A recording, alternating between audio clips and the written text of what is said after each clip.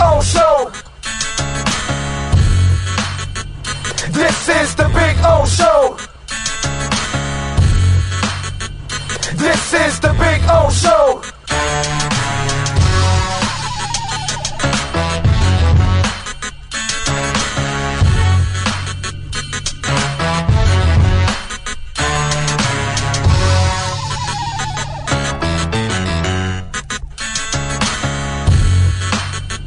This is the Big O Show. This is the Big O Show.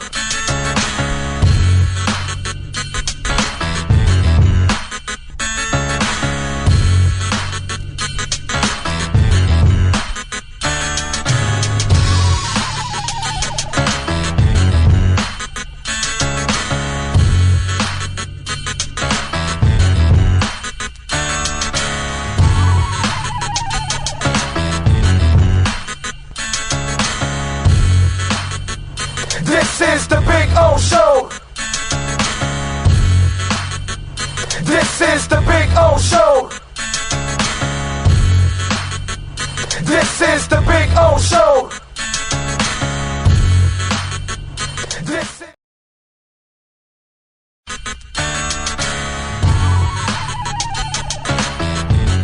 So here we are. I wanted to show you the backyard again because we had some trouble last time, but you know, cuttersedgepro.com does some amazing stuff, and there are the boys and the girl. They're having fun. There we go. Right, Maiden? Right, Bono? There we go. They're having fun. I'm having fun. Look at our Sylvester palm. It is beautiful. We got another one in the front yard like that. You can take your home and landscaping to the next level. And the artificial turf, look at that. Look at that, the two dinosaurs going at it, huh? Look at that. Gotta love the dinosaurs. Look at them. They like to bite each other's legs. That's what they do. They play with each other and then they bite each other and they piss each other off. It's fun. One is Bono, which is the one farther away from you, and Maiden. She's the girl right here. She's a badass. That's for sure. So anyway, see the flowers are coming out. Very nice. Cuttersedgepro.com, folks. This big tree there will start budding that I'm showing you there soon. It'll have all kinds of flowers. I'll post another video and I'll show it to you. This is a backyard where everybody gets to hang out. Over there in that corner there, I put the barbecue and cook. So that way it's the farthest away from the house, you know. If I light myself on fire or somebody else, we're out in the corner away from everybody. There you go. So you can get some flowers coming out, which is a beautiful thing. And I swear by this artificial turf, it always looks phenomenal. I don't have to cut it. I don't have to water it. And so I'm saving a lot of money, hundreds and thousands in the long run, because I'm not watering or, of course, cutting the grass. And you know, here in South Florida, we cut the grass like every 10 to 14 days.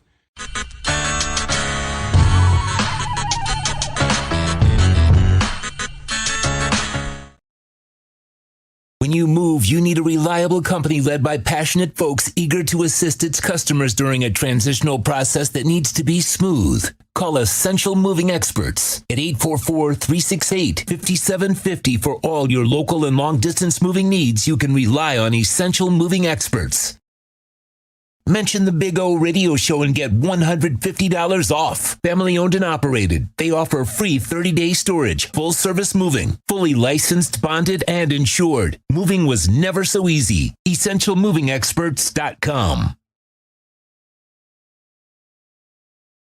There's no need to drive around South Florida wasting valuable time looking for a new or certified pre-owned Acura. Go to the #1 volume sales dealership in the Southeast United States. Craig Zinn's Acura of Pembroke Pines. Purchase with pace and space in a dealership tailored to your needs. From home buying to providing that personal touch. Contact the 2020 Satisfaction Award winner Craig Zinn's Acura of Pembroke Pines. 888-776-5123. That's 888-776-5123. Or visit them at 15601 Pines Boulevard in Pembroke Pines.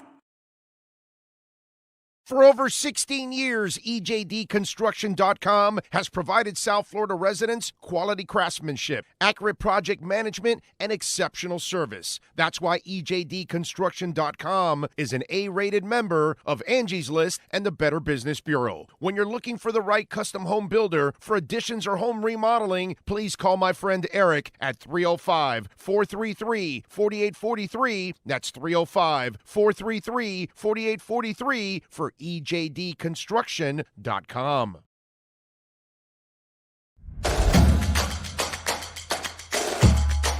Welcome to Caneswear. New store, new items, same great experience. Family owned and operated since 2010, Caneswear has the latest merchandise from the Miami Hurricanes, Miami Dolphins, Florida Panthers, Inter Miami CF, and more. Come visit us at our store in Davie on University Drive, just south of 595, or online at caneswear.com. Caneswear, the spot Miami fans shop. Oh, I think I know what this is. Houston, we have a package. Hello? No matter where you are, the Sloman Shield home security system guards your home. With next-gen perimeter protection, 24/7 monitoring, and interior motion sensing. And right now, get a free Sloman Shield security system and doorbell camera, all professionally installed, for free. Shield your world, the Sloman Shield.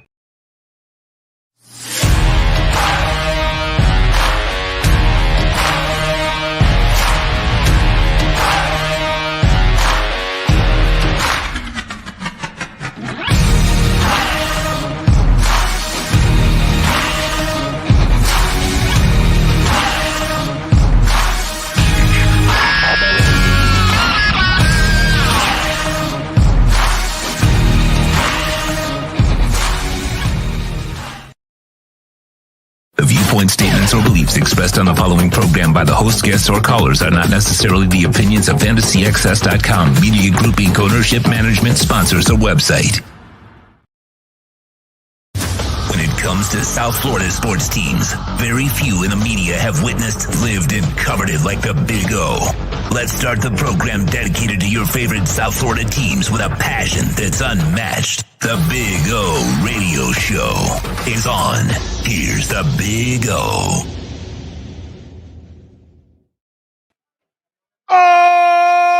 Alrighty. Good afternoon, boys and girls. Ready to rock and roll from our usual spot, our huge, which is, of course, Hialeah Park. It's a Thursday afternoon. We're in the poker room. So come on out and try your luck. You can enjoy the captain's chairs. The lovely ladies will be bringing you food and drinks, all kinds of stuff. It's a non-smoking atmosphere. We have the smoking hot slots outside. They've got them on the roof. It's like a really cool place where they've got all kinds of ventilation. So those of you that vape or cigar or cigarette or whatever, you know, it just goes right out. It flows out. So they keep it nice and cool. These smoking hot slots. So they've got like, man, well over, I don't know, 700, 800 machines, almost 900 machines or something.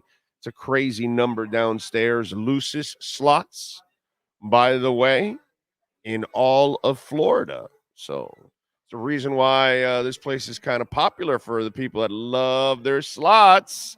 Because, again, a lot of loose slots out here. But this poker room is so cool. You got all the TVs. You can watch all the stuff going on, any of the games, any of the races. You can also bet on and wager on some of the races around the country. Can't wait till we win in the Supreme Court, and then we'll get sports gambling back here to Hialeah Park. So that'll be very cool.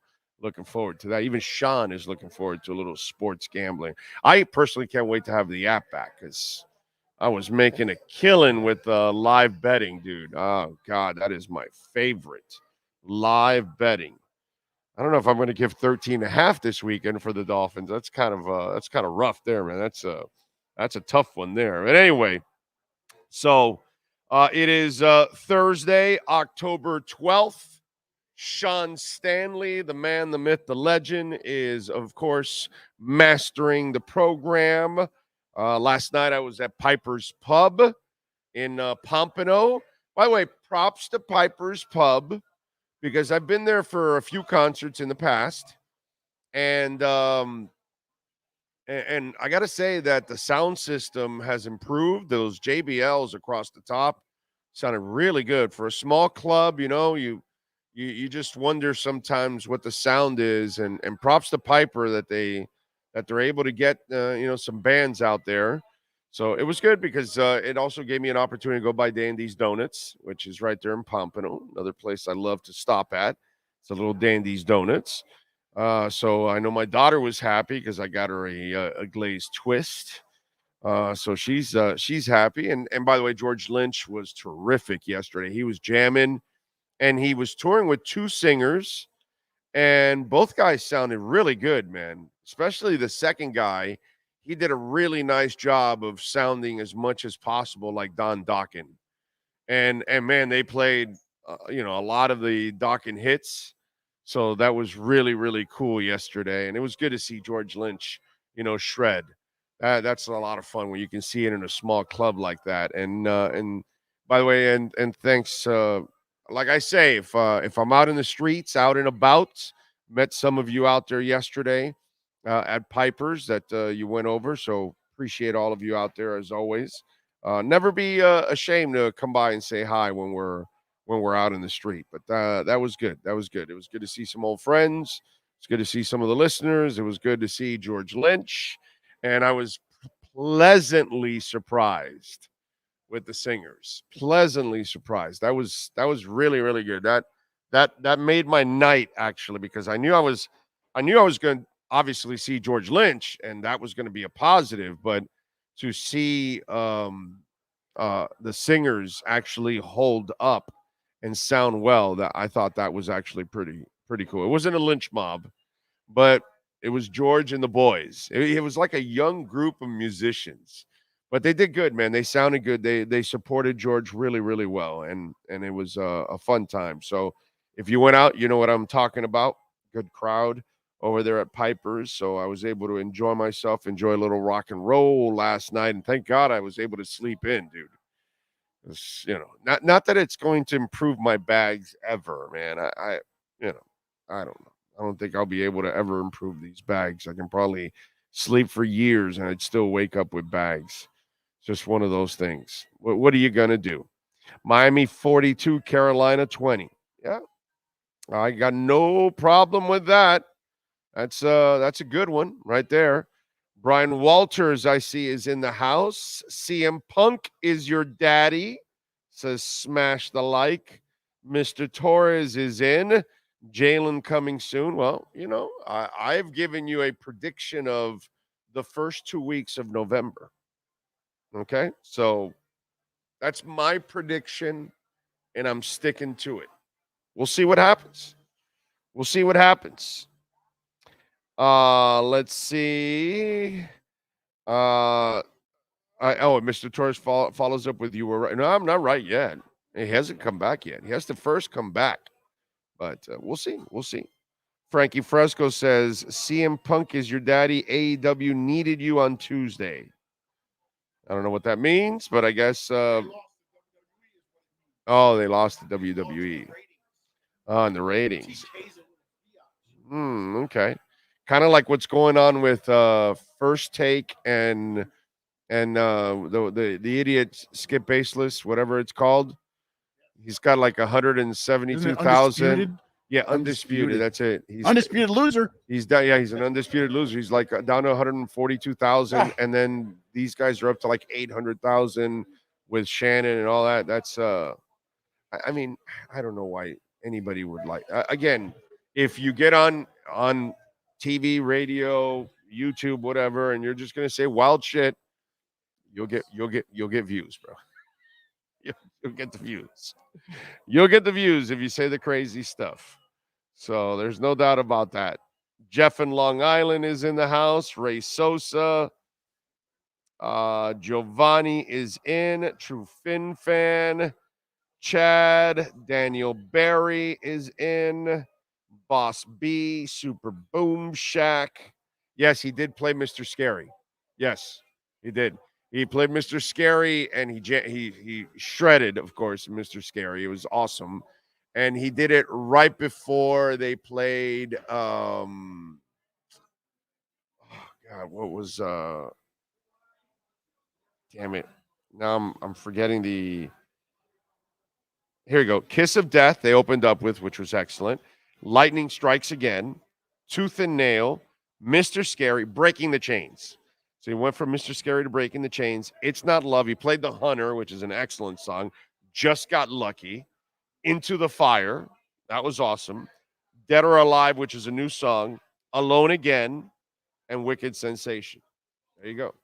Alone Again, if I'm correct, is the video of Dawkins where this girl is a nobody before she becomes a somebody, and I'm trying to remember her name. She had a show that she was kind of like a psychic, and that's where she became famous. Alone Again, Alone Again. And if I remember correctly, I think it's Alone Again, and she's there, the blonde girl, and I'm trying to remember her name now. But she's like, you're not famous at that Antoinette, Annette, something. Damn it, bro. No, it's not Annette Bening. No, it's not Annette Bening. It's somebody will come up with it, bro.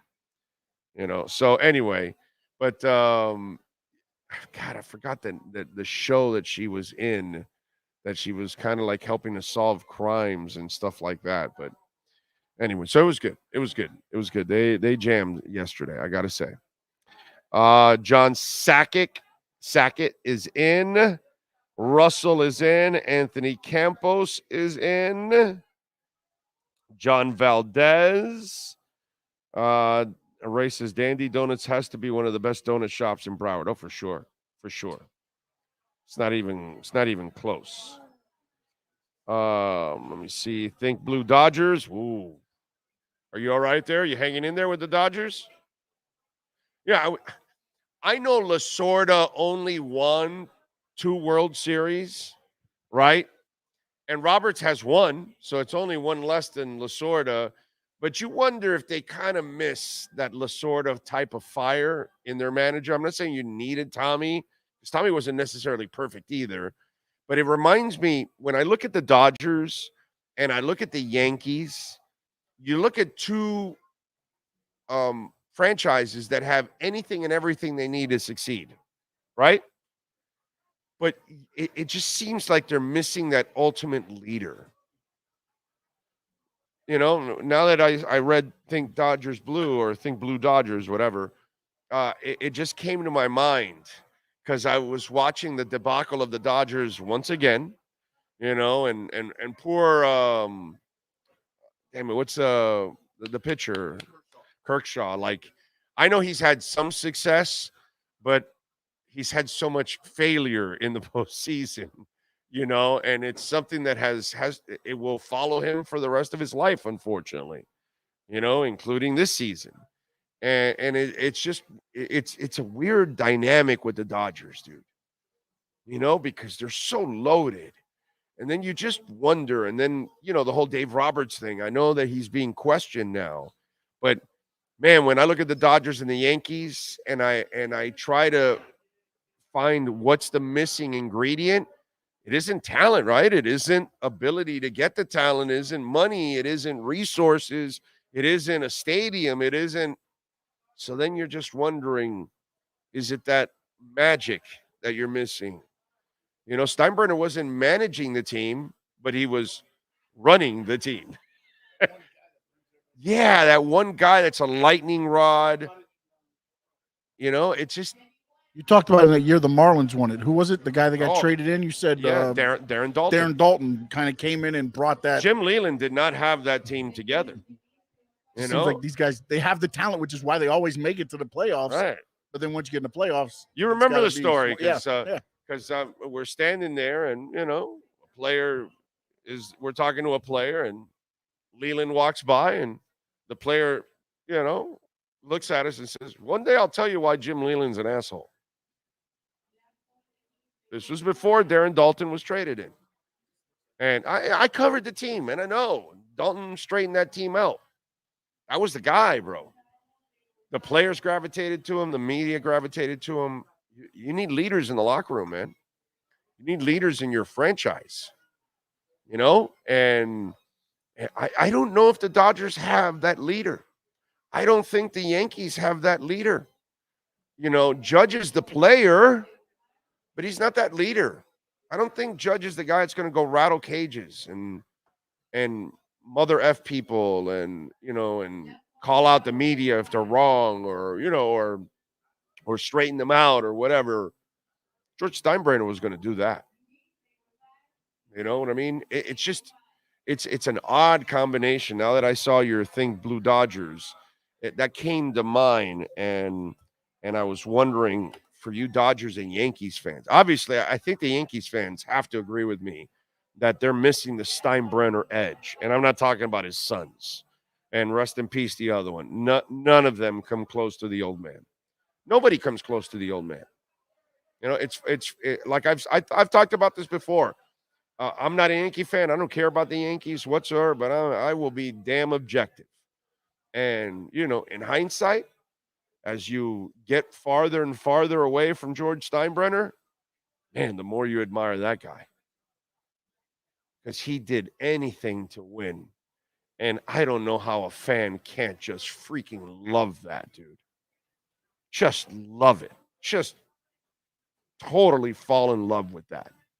And that's one of the few people in life that I could say, that's kind of the reason why I kind of get a little bothered with the Heat sometimes. They're great and fantastic, but they've mismanaged some stuff, unfortunately. And then I'm not so sure there's that crazed commitment.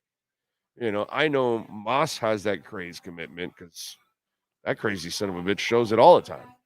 I know Ross has that crazy ass commitment because he shows it all the time. You know what I'm saying? So Steinbrenner was unlike anything. And I just wonder if the Dodgers are missing that ingredient that kind of brings everything together. And I don't know if you think the same thing. So he says bad day in Dodgerland. Oh, yeah. Kershaw has his mountains of money to comfort. You know what, Brett? You think that comforts you, but failure is never covered up by money because you still got to walk out on the street and everybody's going to still remind you of it. So no matter how much money you got, you're still an athlete and you still are a competitor and you want to succeed. So athletes, you to think that the money is just going to erase everything. Yeah, man, that's not. I don't think for a guy like Kershaw, I don't think so, man. I don't think so. A guy like Antonio Brown, yeah. A guy like Johnny Manziel, yeah. Yeah, people like that, yeah, that's the kind of people that just care about the money and they don't really care about everything else. But I think most of these athletes, they care about succeeding, bro. They hate failure. It's embarrassing for them to fail. So I would disagree with you in that case. Sports Fanatic says, Big O, how's it going, brother? I don't know what certain people were talking about yesterday about you were difficult to work with. That was my experience. You were a great guest. Would like to join your team? Dude, I don't worry about any of that shit. First of all, you're talking about some Joe Blow on the chat board that has no insight on anything, bro. You know what I mean? Just some schmuck running his mouth that really has no information. So I don't really care. Those kind of things don't bother me, man. It's nothing, my man. Nothing. I know what I'm doing, and it's a lot better than where I was. Way better. Way better. So that's all that matters. Steve Casson is in Ghost Whispers. Let's see. Tommy definitely helped a lot. D. Miller, good to be back listening to you again. Looking to see what we will see at running back this Sunday, Brooks or Wilson Jr. Enjoy the day, sir. Go Astros. Astros are one tough mentally team, bro, because they win, they get busted for the cheating, and then they come back to become the most resilient team out there. And I would favor them again to win it all. You know, Dodger miss Justin Turner's experience and leadership. I'm sure they do. I'm sure they miss the red-headed phenom. Good afternoon, Big O. Bottom line, Dave Roberts is not a playoff coach. Well, it's not a good look for him. That's for sure. Has anyone watched the Beckham documentary on Netflix? No, not really. I don't have any interest in it. I don't find David Beckham interesting at all, dude. And what is it about the whole cheating thing with him and it? Like, what do I care about that, dude? Like, why would I care about that? I saw some of that on social media of people, some woman that came forward and all that. Like, why do I care about that, bro? That's Victoria's problem, and then their kids, and that's some ugly shit, dude. You know, why would I care about that? People, some of you out there, you have no lives, dude. Like, really? And I find David Beckham to be one of the most boring individuals I've ever seen in my life. Boring in interviews, boring personality, seems very fake, very, trying to be as PC as possible in public at times. I don't know. I nothing about David Beckham is interesting. Unless I guess you're a woman and you're attracted to the guy physically or something. I have no idea. But I don't know why I would watch a David Beckham documentary. But I did hear about the whole cheating stuff, and like, why do I care about their problems? Am I supposed to enjoy that they're having trouble?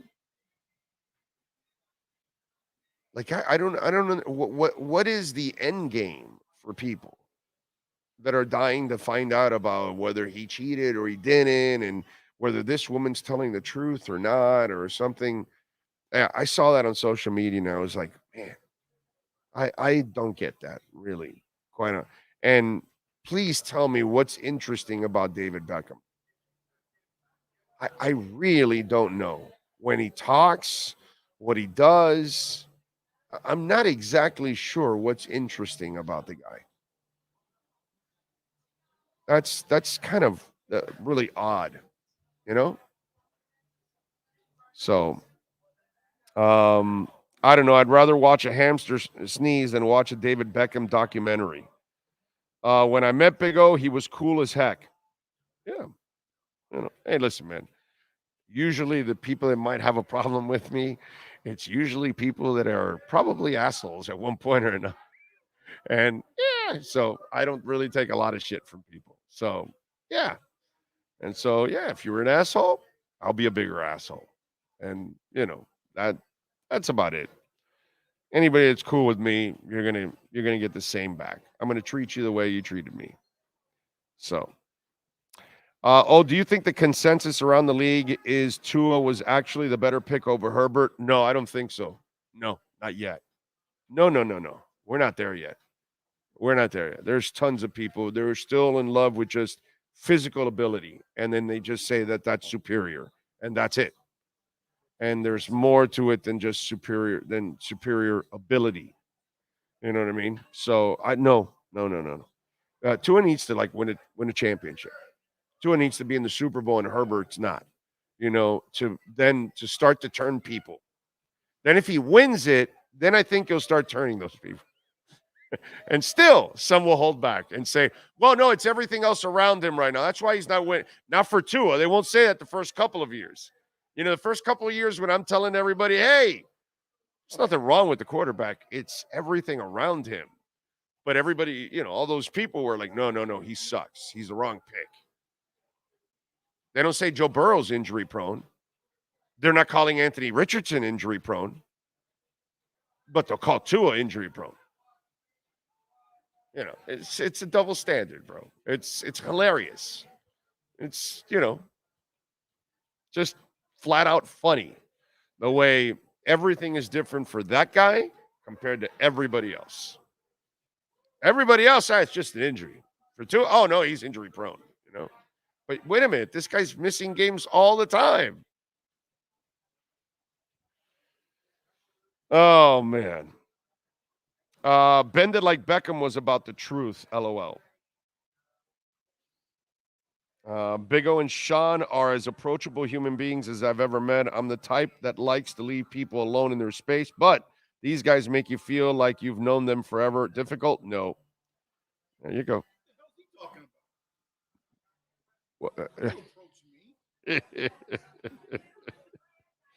Beckham is a very bland person, but since so many think he's attractive, they fall for him. Yeah, that's definitely what it is. Patricia Arquette. Thank you, Frankie. That's a sister of a WCW World Champion. Yes. And I was saying something like Arquette before. I said something. I don't think it was the video that you said though. Oh no, it's not. In the video that I mean, again, I kind of went so through I it. had So the wrong Dawkins video. Maybe because it looks like they're only performing on stage, like a live performance site. On the official video that I looked at. No, it's two. It goes from stage to her in scenes. Oh, maybe when I was going through the YouTube, it just went through. Just put Patricia Arquette Dawkins video. Tell me which one comes out, because I may have the wrong song, but I know for sure before Patricia Arquette became famous. What was the name of that show of hers too? Tell me the damn name of the show that she was like psychic. Also, please, because now I can't. Now it pisses me off that I don't remember the damn psychic show. Dream War. Oh, that was the song. It was Dream Warriors. Somebody actually did put Dream Warriors before. Nice job by whoever put it earlier. And I didn't. Super Boom Shack. Nice job by you, sir. I didn't pick up on it. My bad. That's it. Dream Warriors. Yes, because I remember the smoke and all that kind of stuff with her and all that. And then what was the damn name of the show that Patricia Arquette was like a detective, a psychic detective or some shit like that? I forgot. Medium. That's it. Medium. That's the damn name of the show. That's where Patricia Arquette became famous. When she was in the Dawkins video, nobody knew who the hell she was. She was just a blonde girl in the video. Yes? I don't know music, so please. No, it's all right. Did they make the video for Nightmare on Elm Street 3 Dream Warriors? Was that video for that? Oh, you know what? I don't remember now, but that makes sense, actually. That makes sense because that's all in the same time. Yeah, no, that's fine. You better open your mic to talk. No. I wasn't trying to talk. I was just like, because you're going, okay, and you had the mic shut. I didn't need to have that on, I just that makes sense. I haven't looked down and I forgot saw about that. Nightmare on Elm Street 3 Dream Warriors. I'm like, oh wait, maybe I misread it being the Dawkins video. So I want to make sure. They might have used it for that. You're right. Big O, do you TikTok your segments? No, we don't. We should, but no, we don't. Big O, she was in Dream Warriors. Thank you. Edwin says Daniel Jones has no offensive line. Tua had no line, still balled out. Well, there's a difference. Look, man, Tua in the draft, all I ever was scared crapless about was his injury history. That's it. Once they drafted him, I told everybody the kid can play. Okay, he's got an injury history, sure. But if he can stay healthy, he can play. See, Daniel Jones, I never thought he could play. I never looked at Daniel Jones like he was a player. So he first would have to prove me wrong that he's a player. Okay?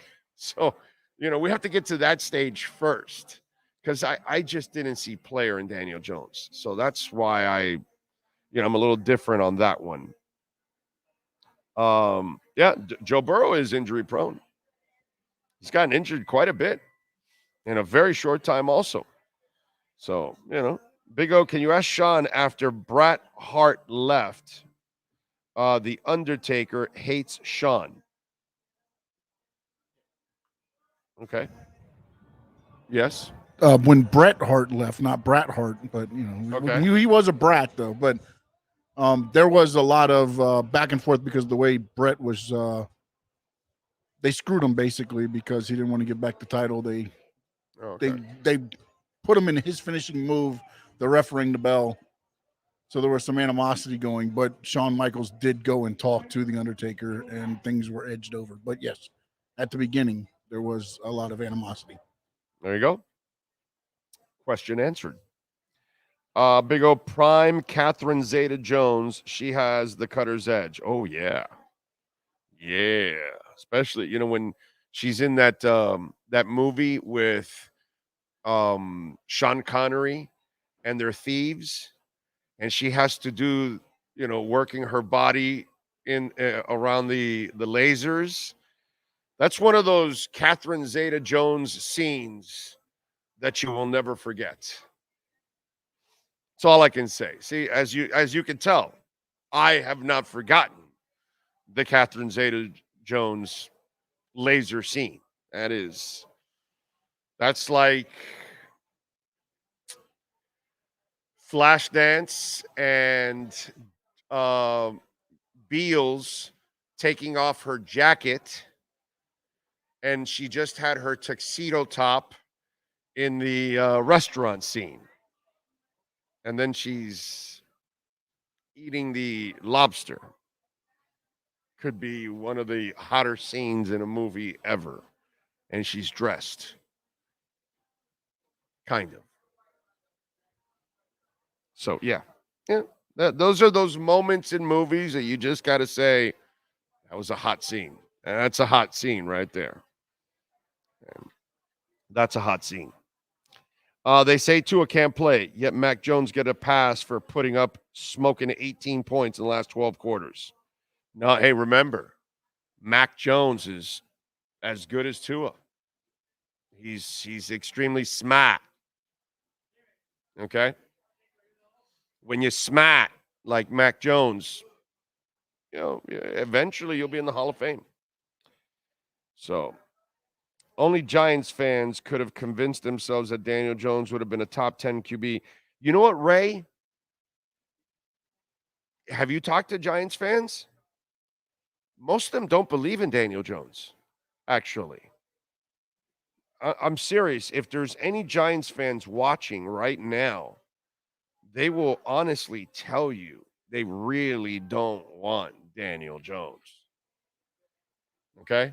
Just, by the way, it's kind of the same thing in politics. Ask most Democrats. They really don't want to vote for Biden. They really don't. You know what I mean? Like, they might end up having to settle for his ass, but they really don't want to vote for him. They're actually pretty honest about that. Kind of same thing. Giants fans are pretty honest about that. Most Giants fans were not happy. I know a couple of them, like they're buddies of mine, and they weren't happy about the Daniel Jones contract. I have two friends of mine that I talk to a lot that are Giants fans. Neither one of them liked Daniel Jones. They both thought the contract was stupid. In fact, both of them, okay, and they don't really hang around each other. They know each other through me, but they don't really hang around each other much. But they both agreed on this. I don't know if this is the general thing with Giants fans, but they both agreed that neither one should have gotten a contract. So I don't know. I've heard from other Giants fans that they're not Daniel Jones guys. So I think you should talk to some Giants fans. I don't remember any of them bragging about Daniel Jones. I don't remember anybody bragging about Daniel Jones, to be quite honest.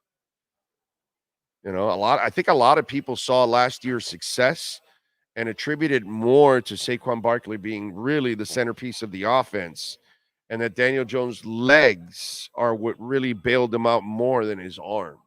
You know what I mean? I think Brian Dable and the front office thought that they got to step one with him and that he could start to take step two with his arm and vision and all that, and he just doesn't have that. He's never had anticipatory skills. That's just not in his game. He's not going to throw people open. And when it comes to accuracy, he's not a ball placement guy and all that, you know. So, and that's never been his game. And see, here's where I criticize the Giants and why I wasn't a Daniel Jones believer. Okay, are you ready? Are you ready for me? Okay, do you know who his quarterbacks coach is? Well, the guy at Duke is actually one of the best quarterbacks coaches in football. Period. NFL, NCAA, XFL, USFL, CFL. You're talking about one of the best quarterback minds. Okay, this is why he was the offensive coordinator for Philip Fulmer when Tennessee won, and so he had Peyton, but then he got T. Martin and won this championship with T. Martin. So if he can't be an anticipatory passer and he can't have the accuracy after you've been coached by that guy for a few years, how am I going to buy you? And that's the problem. So I don't think so. I don't think that most Giant fans were happy with Daniel Jones, period. Only let me see your thoughts on buttered sausage. I don't know what that is, but don't really care. Dawkins or Cinderella? Oh God, that's not even close, dude. I think we're insulting Dawkins by putting Cinderella next to it. Ooh, Cinderella or Poison? That's more of the comparisons, dude. I would not do that to Dawkins, bro. I look at Dawkins at a much higher level than Cinderella or Poison. And I enjoy Cinderella and I enjoy Poison. It's no shot at them. Just think Dawkins at another level. Entrapment. That's it. Thank you, sir. There's a reason why Tua was projected number 1 overall in the draft before the injury, and Daniel Jones was projected to be a 5th-round pick. Yes, sir. You are correct. Mac Jones is as accurate as Tua. That's got to be one of the most blind homer statements I've ever had in a long time. Leon Fresco says, will Mario blame Salvucci if Canes lose to UNC? Who's Salvucci? I'm missing that joke. Is that some wrestling thing that I don't know about? What is Salvucci?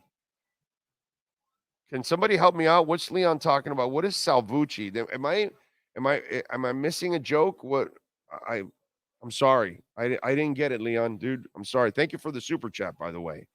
I appreciate it. Big O, on another subject, I see YouTube is blocking me up here in Canada unless I turn off my ad blockers or I buy YouTube Prime per month. Same in the USA. Have you tried a VPN? So try a VPN, bro, and put the VPN in the US, and then do it and see if it works that way. Okay. VPNs will help you out. You should all have a VPN. You should have a VPN, and you should have a VPN on all your computers, on your phones, all that stuff, dude. So it takes your IP off the web, and hackers can't find it. Hackers are the best. Those people are amazing. They're incredibly talented. They can completely ruin your life. But hey, listen, when they want to hack, they're going to get away with it, and they're going to do it because they're that talented. But you got to try to protect yourself as much as possible, and a VPN will definitely do that. Yes, sir. From All the Right Moves movie. Salvucci. Oh, Salvucci is Tom Cruise. So that's what it is. Salvucci, Tom Cruise, All the Right Moves. That's what we're doing. Oh, okay. Salvucci, All the Right Moves. Okay. Very good. You got me on that one. Man, we missed out on Dalvin Cook. Have you seen how great he is in New York? We could have had the number one rushing attack in the league. What the hell was Greer thinking? Giants coach looks like he has run out of plays. Glad we got the better coach. Well, I think they took the Daniel Jones thing was just stupid, bro. Just stupid. Just stupid. Big O and Sir Sean, Panthers tonight. Yes, sir. Yes, sir. You know, the only thing, GP Trap, I was thinking about it. So we have no Montour, no Ekblad. Shocker. I think no Sam Bennett also. It looks like Lundell he was on the ice this morning. So it looks like Anton Lundell is going to play tonight. He was a little banged up. But the defense is going to be hurting. You're going to be playing some guys out of place. The Wild is favored by 1.5 tonight. The over and under 6.5. I worry about a rocky start for the Panthers. I hope we don't get the shaky Bob that like we don't know what we're getting from night to night. I hope we get the badass Bob right from the get-go because they're going to need the badass Bob. I don't think their defense is going to be that good, GP Trap. And then here's the other thing, dude, that is going to piss me off. And it already has with him, and I've mentioned it many times, and I admire him for trying to play hurt also in the playoffs last year. But Aaron Ekblad, he's always injured. He's so unreliable. I know he's a heck of a player when he's playing, but he doesn't play enough. And that's the part that's going to piss me off. This guy's injured only to come back to get injured again. And can anybody tell me that Aaron Ekblad's not going to get injured again? You know what I'm saying? And so that's the only thing that I look at and I say, God, they need to get better on defense and they need to be more reliable on defense. Leon Fresco, thank you for the follow-up on all the right moves. Fumble. Thank you, sir. My bad. Dude 67 agrees. Dawkin, much bigger, much better. Not just bigger, but Dawkin is way better than Cinderella and Poison. And Poison had bigger hits than Dawkin. But Dawkins' music? Are you kidding me? Dawkins' music, band? No. You know, what you do to Dawkins is you compare him to Rat. You know, that's how you do it. You know, that's where Dawkins belongs. They belong with Rat and Motley Crue and those people. When I look at Poison and Cinderella, I look at that's the next level. That's a level under the elite level of hair metal in that era. Dawkins is in the elite level of hair metal and rock in that era. Cinderella and Poison are not. That's the B group right there. Those are B movies, is what we're doing with those. If we're honest, at least in my book, it's kind of the way I do it. One thing for sure, next year, Giants won't be on prime time. Probably one game. It's like watching a slow death. Maybe a miracle. Will they beat the Bills? But no, they're not going to beat the Bills. Lisa says, late in today, embarrassingly depressed about my Dodgers. Yeah, I just talked about your Dodgers just a little while ago. You should listen because the Dodgers and the Yankees. Let's go back a little bit and check it out, Lisa. I think you'll agree if you listen to it. Do you like the Beatles? Of course, my brother. Yes. Yeah, man. If you're a music fan, and especially a rock fan, the Beatles are, brother, they're one of the gods of music. They are patient zero when it comes to rock and roll. Everyone started there. The Beatles changed everything, dude. Like Elvis did, like James Brown, like Aretha Franklin. You know, there's this core of musicians that we have in our history, and everything came from those people. All the influences and all the inspirations and the basics came from all those people. And the Beatles are one of them, man. Yeah, I love the Beatles. I can't get enough of the Beatles. They were so ahead of their time. They're so ahead of their time that their music is timeless. Orlando, do you have any sources in Little Havana that have told you if the Marlins are going to sell or not? Sell what? I don't understand. The team? I don't think so. I haven't heard anything. I don't really have a lot of insight on the Marlins, to be quite honest with you. I don't really cover the Marlins that much.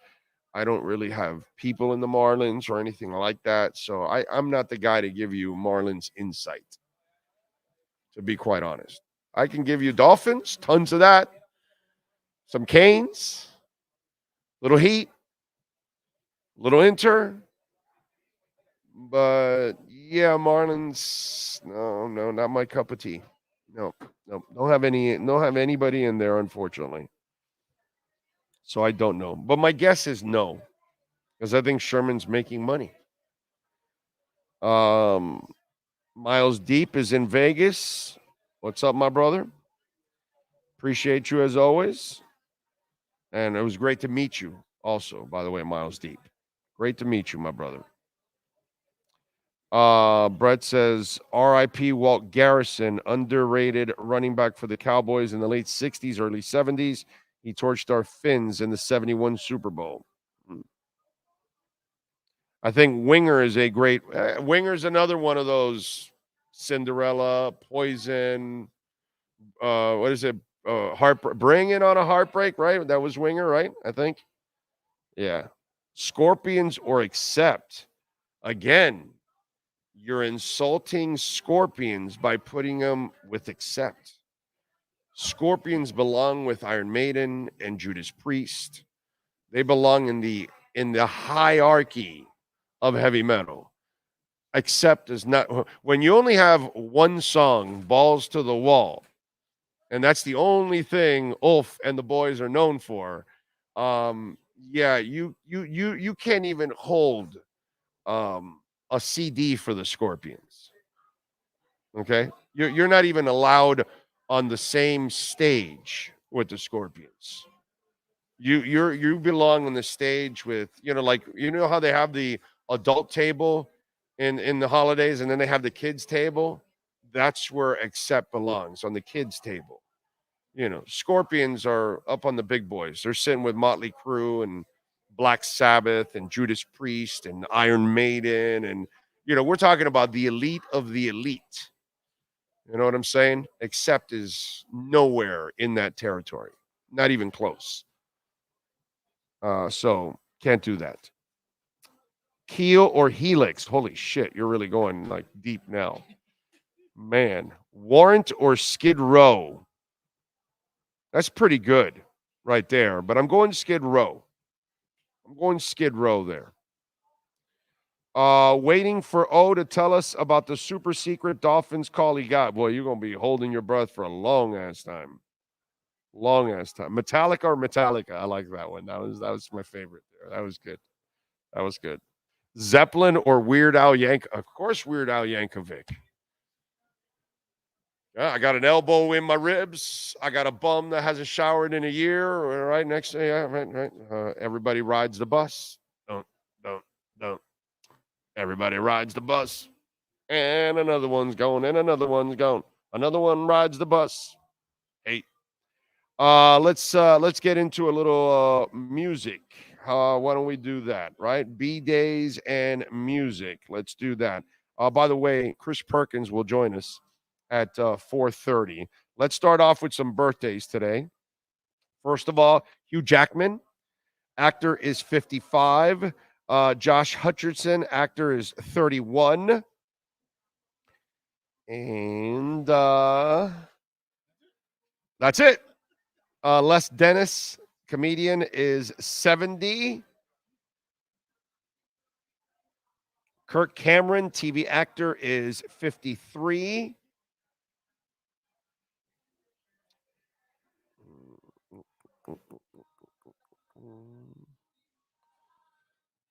Let's see. Luciano Pavarotti was born on this date back in 1935. We lost him in 07.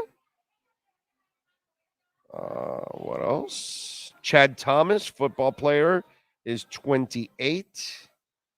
Fiona Palomo, actress, is 25. Jeffrey Eli, pop singer, is 23. And those are the folks celebrating birthdays today. All right, let's go with a little music history. Today, 1975, on this date, Rod Stewart played his final gig with the Faces at New York's Nassau Coliseum. So cool if anybody that was there in 1975 to see Ronnie Wood and Rod Stewart and the Faces wrap up their gig. That might have been cool there. In 78, the Sex Pistols' Sid Vicious called the police to say that someone had stabbed his girlfriend, Nancy Spungen. He was arrested and charged with her murder. In 74, Blondie appeared at CBGB under the name Blondie for the first time ever. In 79, on this date, Jethro Tull singer Ian Anderson had his right eye torn by a thorn on a rose that an adorning fan threw on stage as the band was performing in New York's Madison Square Garden. Can you imagine that? They throw roses at you and the thorn tears your eye. That's some crazy shit, dude. In 91, Nirvana's album Nevermind hit number 1 on the Billboard 200, going gold for sales, 500,000 copies. They also played Saturday Night Live that day. In 2001, Limp Bizkit guitarist Wes Borland amicably quit the band due to musical differences. And in 2005, Motley Crue drummer Tommy Lee suffered minor burns during a concert in Wyoming when pyrotechnics exploded and he was being suspended from a wire 30 feet above stage. That was actually really cool when he would do the drumming and it would either go either this way or that way. It was pretty cool the way they would do some of that stuff. Anyway, what else do we have going on in the world? Yes, sir. Did you see the burns from Njoku that he had? Yeah, bro. What? He is. Did he play that game too? Yeah, he did. He went to the game in a mask. I don't know if you. No, I saw remember that. Yeah. And then he wore a mask and stuff. Oh, but those burns were bad. And I gotta tell you something. Njoku is an incredibly brave human being. Because obviously, first of all, to go through that terror of being burned, that is something that would affect us all permanently, because we are now, we now look completely different. We're going to be, treated differently wherever we go. We're going to be looked at differently, all that kind of stuff. And for him to go public with it, and you know how it is on social media. I didn't even bother to read because I know there's going to be some insensitive idiots, with all of that. But all I can say about Njoku is that I admire his mental toughness, and I wish him the best. I hope he's got enough money that hopefully maybe there's some treatments that can help for him, and I think they are getting better in that area. I think I read somewhere about a procedure that is now helping people that have some of those skin conditions or fires or things like that.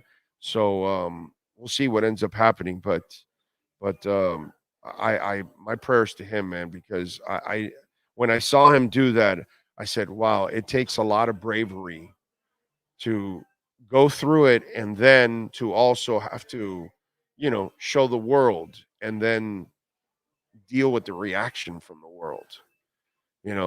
That's kind of rough, dude. So, David Njoku, man, prayers to you, sir. You are an incredibly tough human being and maybe an inspiration for others, going through the same thing and they're ashamed and they're, having a tough time dealing with looking so different than everybody else.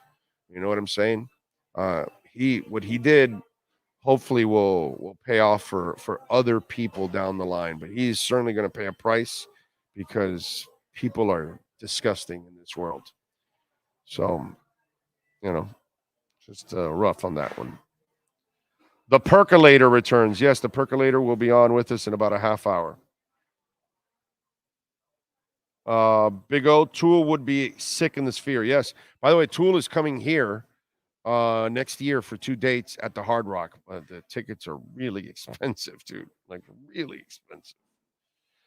Rosendo says, good afternoon, Big O. May God cause this Thursday to overflow with his blessings for you in every aspect of your life. You know what I'd like? I'd like for some peace in the world. That's not my life. I'm fine. I'd like to have some peace everywhere, bro. That's what would be nice. Not wars and innocent people losing their lives. That's what would be really nice. Unfortunately, we can't get to that point, which just absolutely sucks, to be quite honest. All right. You know what? When sports, this is going to be a very interesting. I mean, usually we try to find pretty cool stories for you in KSDT, but when you want to know what the power of the NFL is, how sick the power of the NFL is, you're going to find out in our KSDT CPA Sports Business Report.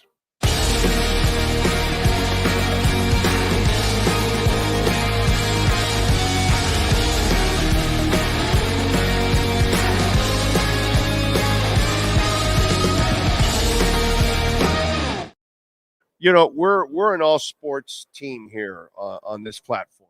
I think I'm speaking for Sean. He likes all sports like I do. We watch everything.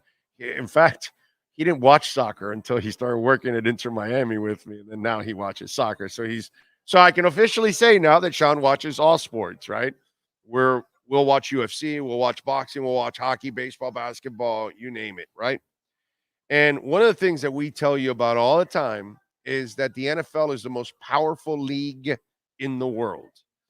But soccer fans sometimes, they don't understand that, right? And then they start saying, oh, no, soccer is more powerful. FIFA. Well, no, FIFA is not a business. It's not a league.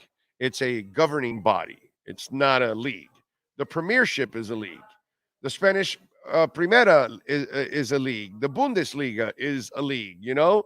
That Serie A is a league, right? La Liga, you know, those are leagues. These are the leagues that we know. And the NFL is a league also. And I tell you all the time that the NFL kicks the ass of any soccer league in the world. Okay? Here is the proof again how much more powerful the NFL is than any soccer league in the world. Manchester City has dominated the English Premier League over the past decade, winning 6 titles, including 5 during the past 6 years. The on-field performance has helped the club generate the highest revenue in global soccer for 2 seasons running.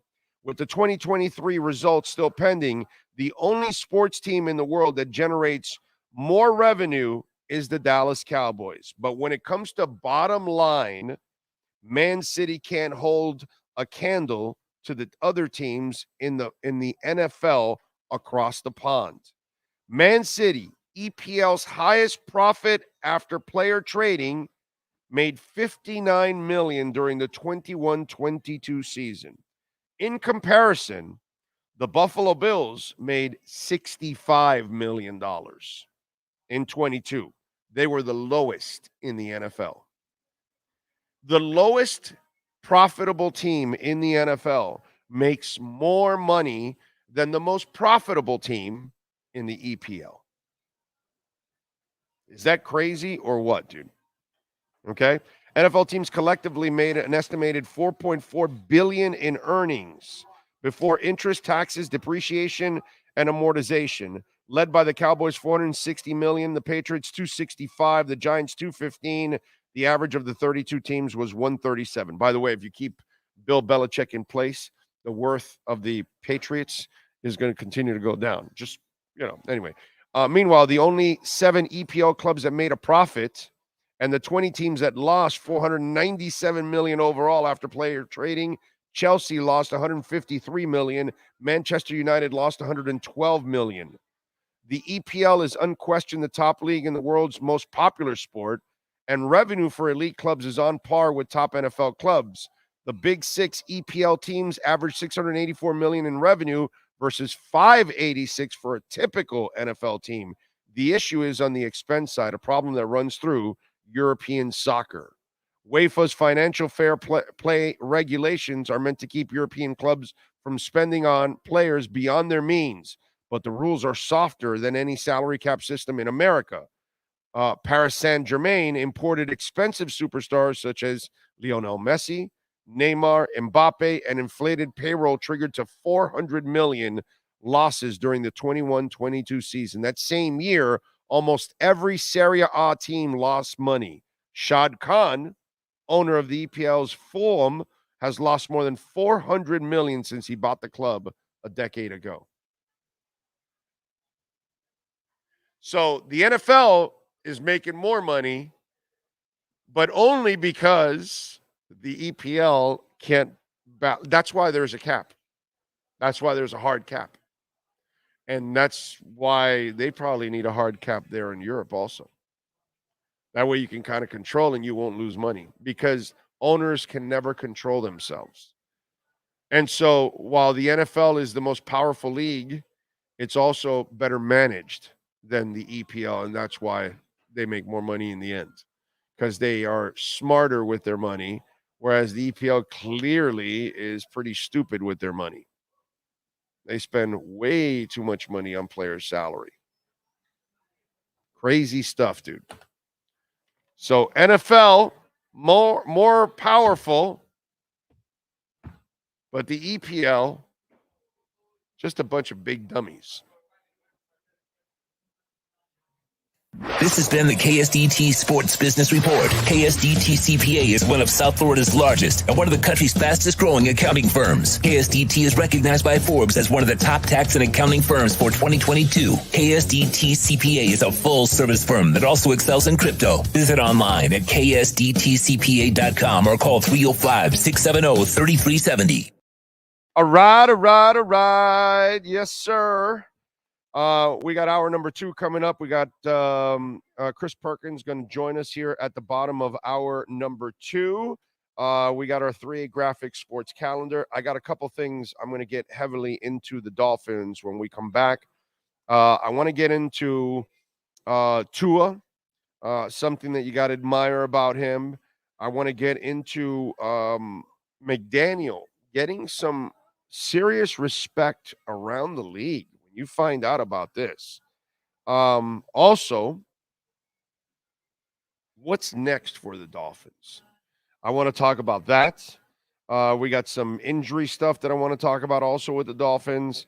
And then a couple of other, football notes. Do want to tell you about Cutter's Edge Pro. We love talking about Will. We love talking about all the great people there at Cutter's Edge Pro. Please go to the Instagram page, because you can see a lot of the work there that Will and Mike and the amazing staff do. And you can see a great history of Cutter's Edge there, too. You might even find my house there and the work that they did. But, folks, whatever it is, I got a putting green in my house. It is really cool to just go outside and relax, and work on your short game there and just have a couple drinks, listen to some music. Dogs are running around. And the artificial turf for the dogs is just absolutely awesome. Nobody brings any dirt, mud, water into the house. It's just fantastic. And it drains so easily. Plus, when you add the landscaping, you start to add the trees and everything. When you get under our Sylvester tree, it's like it drops 20 degrees. And that's the beauty of it. Now you get the shade, and now you start feeling the wind. It's a beautiful thing. Please call Cutter's Edge Pro. And remember, when you take your HOA, your business, your home, when you add the landscaping, you're also adding value to your home too. 954-472-0622. Maybe you're looking to set it all up to sell it. Well, you can actually add that and then add even more money to your selling price and take it to another level. Please call him, man. I'm telling you, you are going to freak out when you talk to Will. William Quigley is one of the best people I know. He's an absolutely monster. He works hard. He's got a great staff, family owned.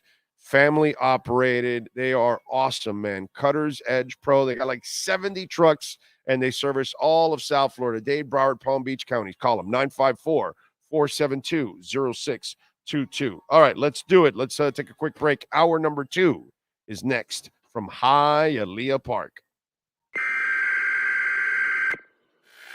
We interrupt this program to bring you a special report. Miles an hour, that's a Category 4 hurricane. 3 deaths are reported in Florida after more than 24 were killed in the Caribbean. This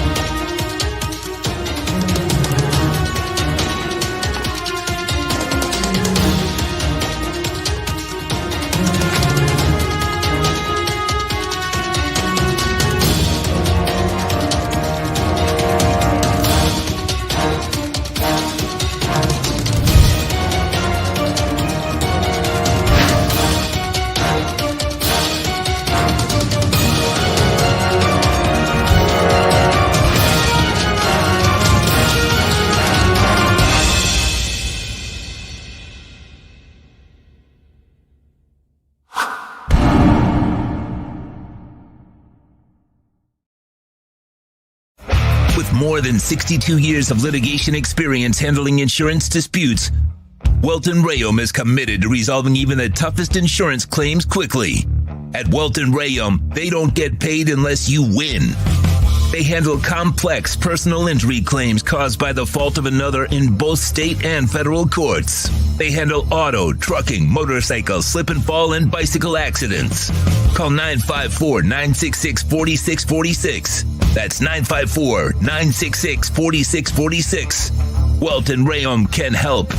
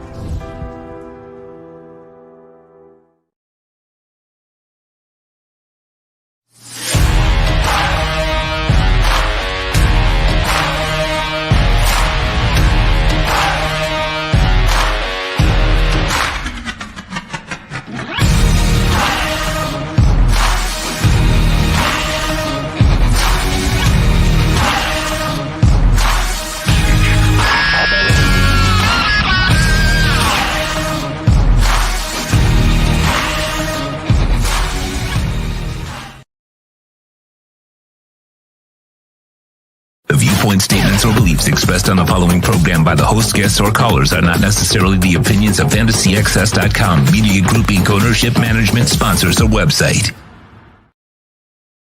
When it comes to South Florida sports teams, very few in the media have witnessed, lived, and covered it like the Big O.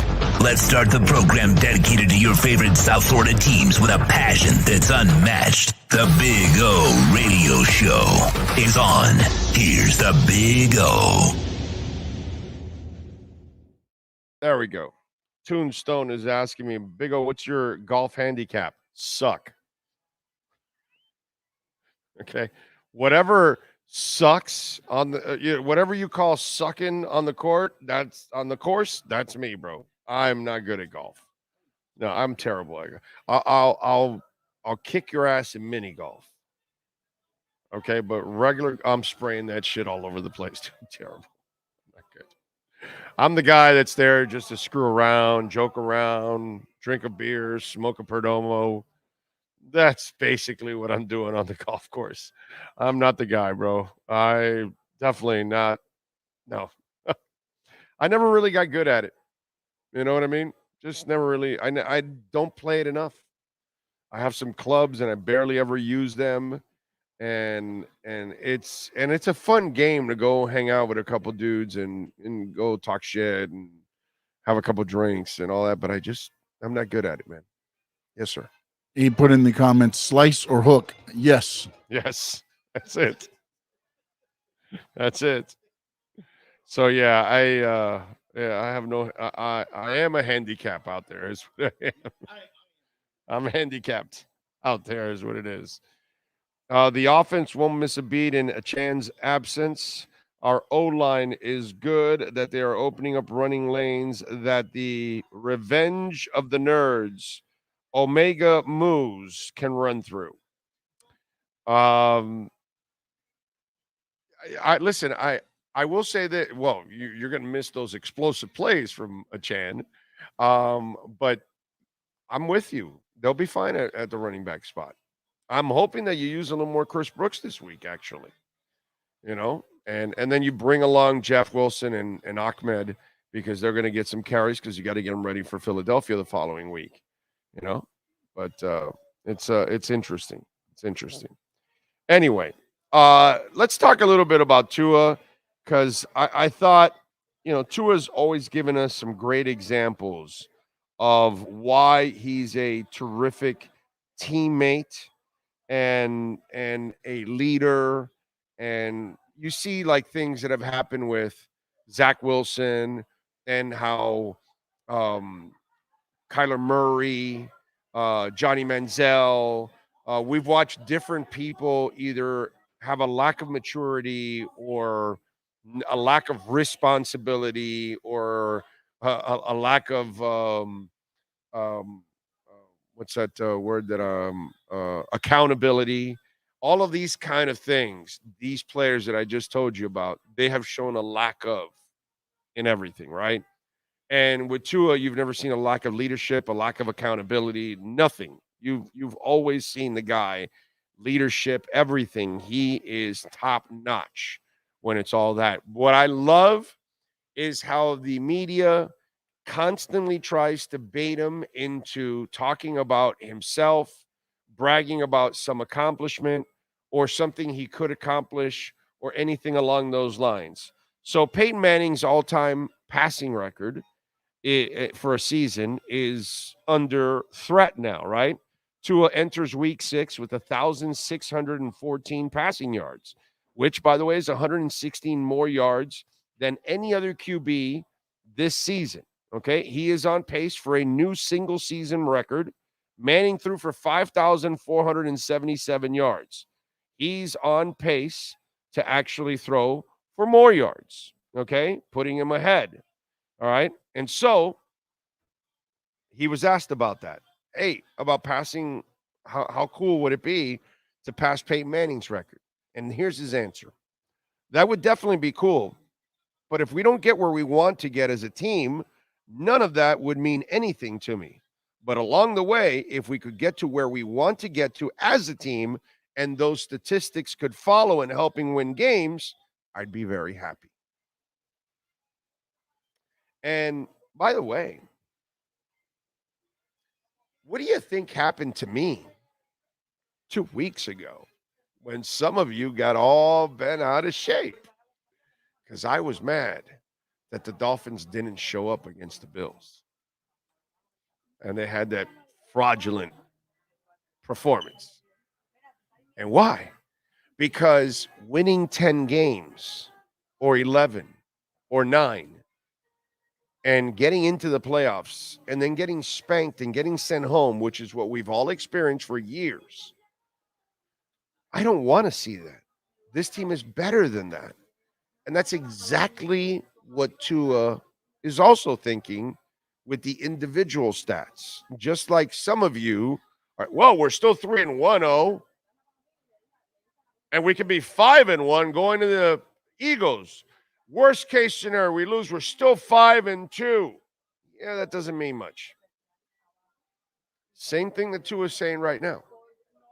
So you passed Peyton Manning's passing record, but you flopped in the playoffs. It's not going to mean anything. Yeah, it's a nice record, but the team accomplishments are what matters. That's how you're going to be measured, dude. You could talk about Michael Jordan's MVPs and scoring titles and defensive, awards and all that. It's the 6 titles that they talk about. It's the fact that he went to 6 of them and won all 6. That's the way they look at it. That dude was like, he was on. And that's what they're going to remember you for. And to me, that's what I love about this football team. This football team has the kind of talent that we haven't seen in well over 30 years. And they got to do better than what they've done in the past, in the last 30 years in the playoffs. They got to do way better than that. And so I'm not surprised whatsoever, because you're not going to ever bait Tua. I don't know why the media does this, because they want to bait him into bragging about himself or whatever, and he will never do that. Hey, you excited? Yeah, I think we're all excited. He never makes it about him, and it's really cool. And to me, in a way, kind of reminded me of me not being very happy with what happened 2 weeks ago against the Bills. That's why I can't wait for the Eagles game next week, because that's the measuring stick, man. If you can win that game, now we start to get a feel for, okay, now they can start beating these kind of teams. Let's see. Can you beat KC and Buffalo next? Then I'm going to get really excited if you're beating one of those, because now I'm thinking, now we're going to see the team in the postseason we haven't seen in 40 years. That'd be pretty cool. That would be pretty cool. So, nice job by Tua. Not surprised that he doesn't get baited into the me stuff. By the way, the Dolphins are favored by 13.5, which is no change from yesterday. Over and under is 48.5, plus 650 in the money line for Carolina, and minus 1,000 for the Dolphins on the money line. Okay. Baptist Health of South Florida, a proud sponsor of our program, and you don't need to be a professional athlete to go where the pros go. The doctors at Baptist Health Orthopedic Care can see you now. Visit baptisthealth.net/ortho to request an appointment and get yourself back in the game. So if you want to keep playing basketball and softball, what is it? Paddleball, pickleball. Come on, man. Get on the train, baby. Call our friends at baptisthealth.net/ortho. Use that QR code. And remember, we've also got Baptist Health locations all throughout South Florida, down in Tavernier Key at Mariners Hospital. We've got one in Homestead and Baptist Way. We've got Fisherman's Community at 3301 Overseas Highway in Marathon. We've got the Coral Gables location with Doctors Hospital at 5000 University Drive in Doral, 9500 58th Street. Also in Kendall, 89th and Kendall. That's where my daughter was born. That's where I had my stents in my heart placed, all that kind of stuff. Boynton Beach, got East and West in Bethesda. The Miami Cancerist Institute, got the South Miami Hospital, got the West Kendall Baptist Hospital, got Boca Regional at 800 Meadows Road in Boca. So many different places. Baptist Health can help you and your family. Use that QR code. They are a major part of our family's lives. So I'm impressed that Mike McDaniel, I think we all like Mike McDaniel, most of us, right? I think most of us believe in Mike McDaniel. Does he have some growing to do? Of course. He's done a marvelous job of building a staff. He's got to still do better in adjusting and in-game adjustments. He failed against Buffalo 2 weeks ago, just like he struggled last year against the Chargers and San Francisco and things like that. So he has his moments. Some of the pre-snap penalties happened in that Buffalo Bills game. So he's not a perfect coach, but he's damn good. He's the best we've had here in decades. Probably the best since Don Shula And that's not saying much because they really haven't had a lot of great coaches here come through, but he is way better than anything that's been here. There's no doubt about that. But what I love for Mike McDaniel, and this is amazing because you can say that this list is more about projection than the reality. And let me explain. So Fox and their staff put together a ranking of head coaches. Did you see this? Okay. So they gave Andy Reid the number one spot. No surprise, right? Andy Reid, what he's done, won Super Bowls and developed quarterbacks, and he's the offensive guru everybody knows. So everybody has him. I mean, look, his offense was better last year without Tyreek. You can't beat that. So Kyle Shanahan is number two, another one that has a hell of a team in San Francisco. I think Lynch deserves a lot of credit for what he's built there. Mike Tomlin's number three. Interesting, because Mike Tomlin has a championship that Kyle Shanahan does not.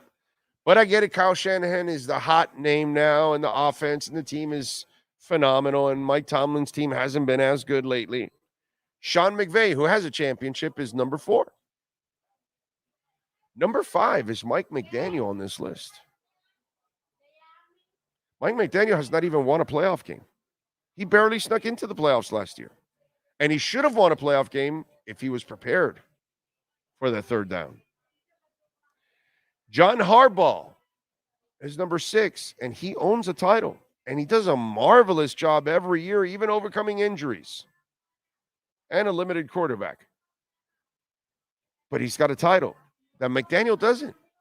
Doug Peterson doing a solid job with Jacksonville and already has the title with Philadelphia. He's behind McDaniel also.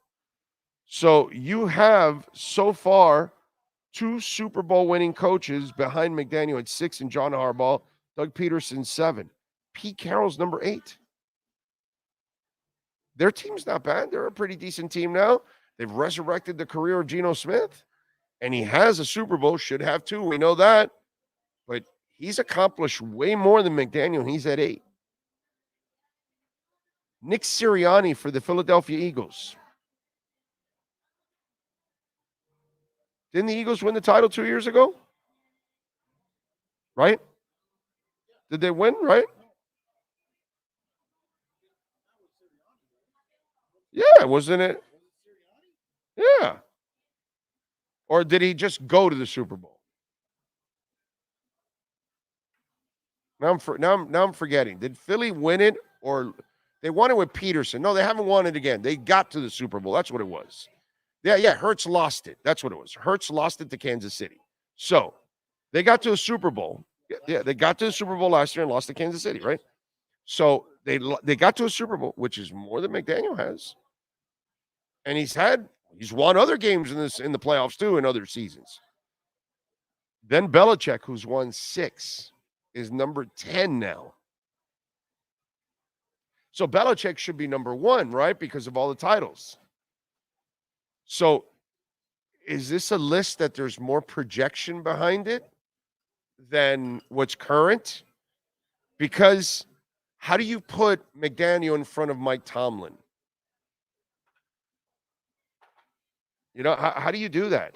How can you put Doug Peterson, John Harbaugh, all these kind of guys behind Mike McDaniel when they've won? How do you put Bill Belichick behind Mike McDaniel at 10 when he's won 6 of them?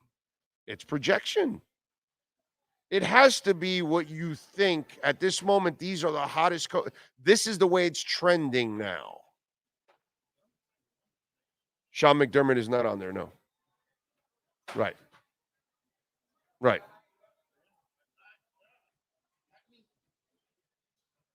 I say yes, projection with McDaniel, but not Tomlin. Like there's certain ones where I can sit there and say, okay, yeah, that's probably a projection. But when you look at, I think they're just going by history that the Steelers will always bounce back. I guess, and plus he always ends up winning with a winning record somehow. I guess maybe they're projecting that he's still going to do a good job this year and keep that going. And maybe it is more projection. But it's interesting. You know what I mean? But it's pretty cool too for Dolphin fans to see that they are, respecting him. Now, it says coach evaluation is among less quantifiable things we'll do. Nearly all of the head coach's jobs is done behind the scenes, and a great deal of it is subjective and context dependent. There are stats we can rely on indicating like aggressiveness, clock management, and formation usage, but a lot of them are dictated by personnel, situation, opposition, and other decision makers in the organization. That doesn't mean we don't have an idea of who's the league's best coaches are, who gets the most out of their players, who consistently runs excellent schemes, who do players swear by, who tends to win, especially in the playoffs, and who exceeds expectations. Our writers listed the 10 best NFL coaches based on their confidence in each coach, where they would lead their team right now. This is up to the present day. So it has to be projection. Kind of. A first place vote merited 10 points in our methodology. It descends from there down to a single point for the 10th place. We then combine the scores to determine our rankings. So basically, you're kind of projecting what you think is developing into the league. And right now, these guys think that McDaniel is a top 5 coach in the NFL. Offensively, he's top 3. Right. They're stealing plays from him. Yes. Yeah. So even the guy from San Francisco admitted that he's stealing plays. He admitted he's stealing plays from him. Right. Yeah. Right. So, it's there's no doubt that McDaniel offensively, mind-wise, is easily in the top 3. Okay? It's him, Shanahan, and Reed. Let me just cut out the list already for you. Okay, that's it. Reed is 1 because Reed has to be 1 until these other guys start winning more titles than him. You don't take it away from Reed. And then you've got those other 2 guys, basically. But it's really cool to see he's gone from surfer stoner dude as a coach, because that's kind of what they look at him like, because the way he talks and all that kind of stuff. And like, wow, is this guy really a coach? I mean, we had people that could not take him seriously. And so they've gone from that to, wow, I really like the guy. Wow, his personality. Whoa, this guy can coach. That kind of stuff. But it's pretty cool. 5th overall, man. I like that. Yes, sir. You know what's funny, too, is I get, what is he, a tweener? He's not a raw coach, but he's also not a negative guy either. Yeah, he's not a basher. Yeah, so where would he fall into? I guess just a tweener there? Like he's a new age coach?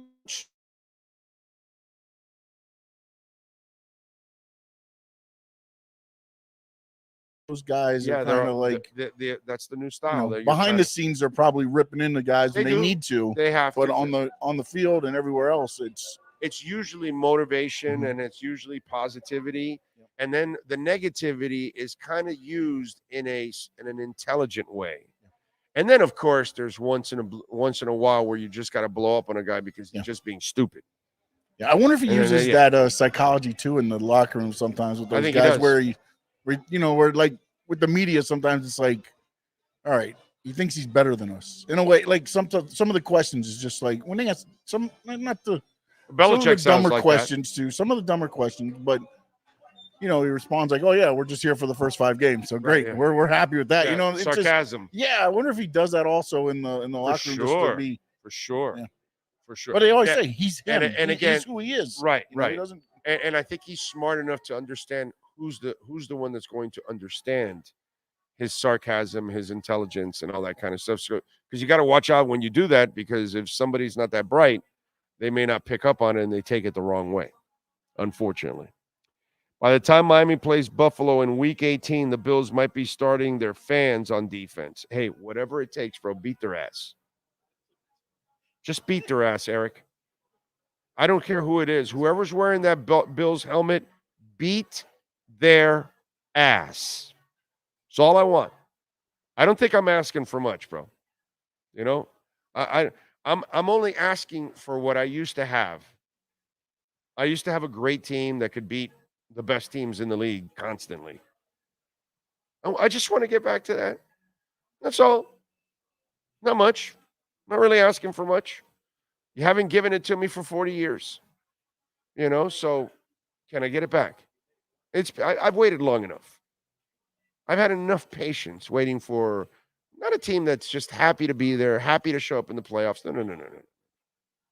No. I want a team that intimidates everyone and anyone that anyone that comes to Hard Rock doesn't want to come to Hard Rock because the fans are crazy, the team is vicious, the offense is explosive, the coach is going to outwit you. That's what happened in the Orange Bowl. And that's all I'm asking. I'm not asking for much. I'm asking for you to be great again. That's it. That's all. And when I look, that's the next stage for this team. That's our next stage. The stage I used to experience in the 70s and the 80s. That's the stage I used to experience. That the Dolphins can beat practically everyone in the NFL. And when they would lose to somebody, it was barely a loss, and it was a tight game, and it was a respectable loss because they are a great team. And if you're going to beat a great team, you're going to earn a victory. That's what I want the Dolphins to be again. That's their next step. And that's why I was humongously pissed 2 weeks ago. Still kind of pissed off. And I'm waiting for the Philly game. I need those games.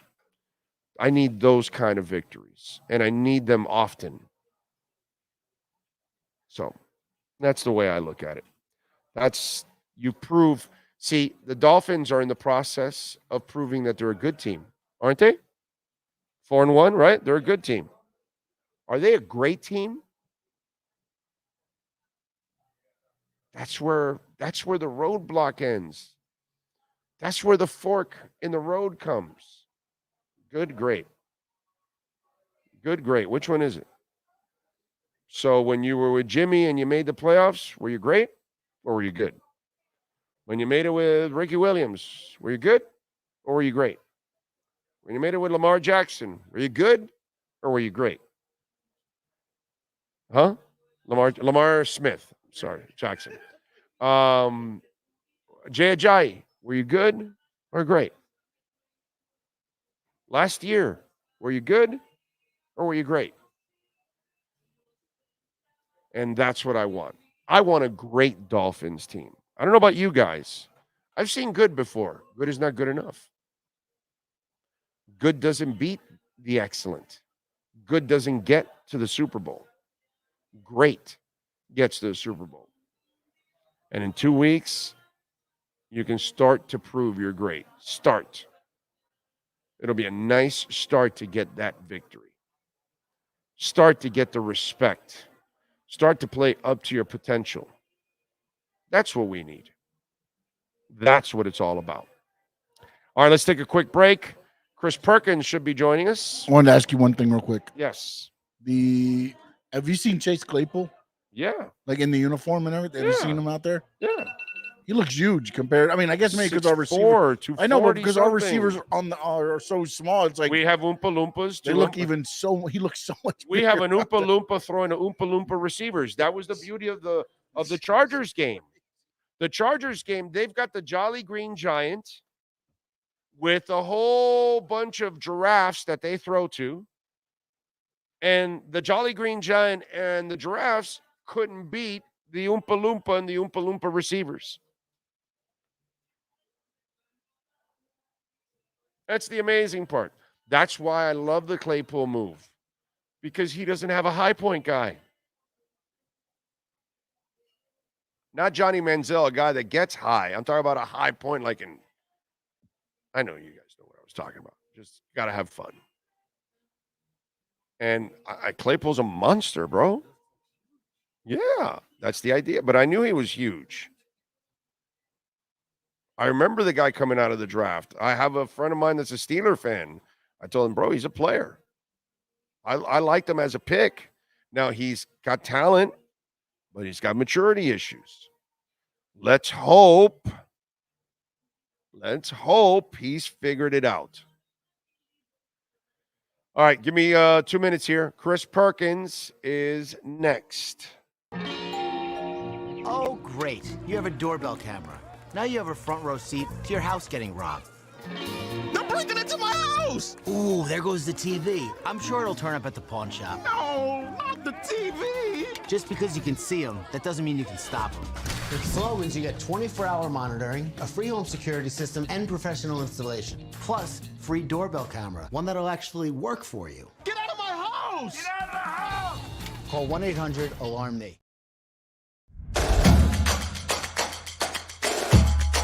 Welcome to Caneswear. New store, new items, same great experience. Family owned and operated since 2010, Caneswear has the latest merchandise from the Miami Hurricanes, Miami Dolphins, Florida Panthers, Inter Miami CF, and more. Come visit us at our store in Davie on University Drive, just south of 595, or online at caneswear.com. Caneswear, the spot Miami fans shop. When you move, you need a reliable company led by passionate folks eager to assist its customers during a transitional process that needs to be smooth. Call Essential Moving Experts at 844-368-5750 for all your local and long-distance moving needs. You can rely on Essential Moving Experts. Mention the Big O Radio Show and get $150 off. Family owned and operated. They offer free 30-day storage, full service moving, fully licensed, bonded, and insured. Moving was never so easy. EssentialMovingExperts.com.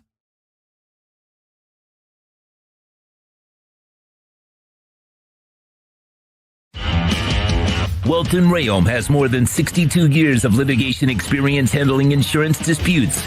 They're committed to resolving even the toughest insurance claims quickly. Call them for a free consultation. 954-966-4646. At Welton Rayom, they don't get paid unless you win. Property damage claims to your home, business, or condo as a result of a hurricane. Welton Rayom can help. Water, mold, fire, smoke damage, Welton Rayom can help. Call 954-966-4646.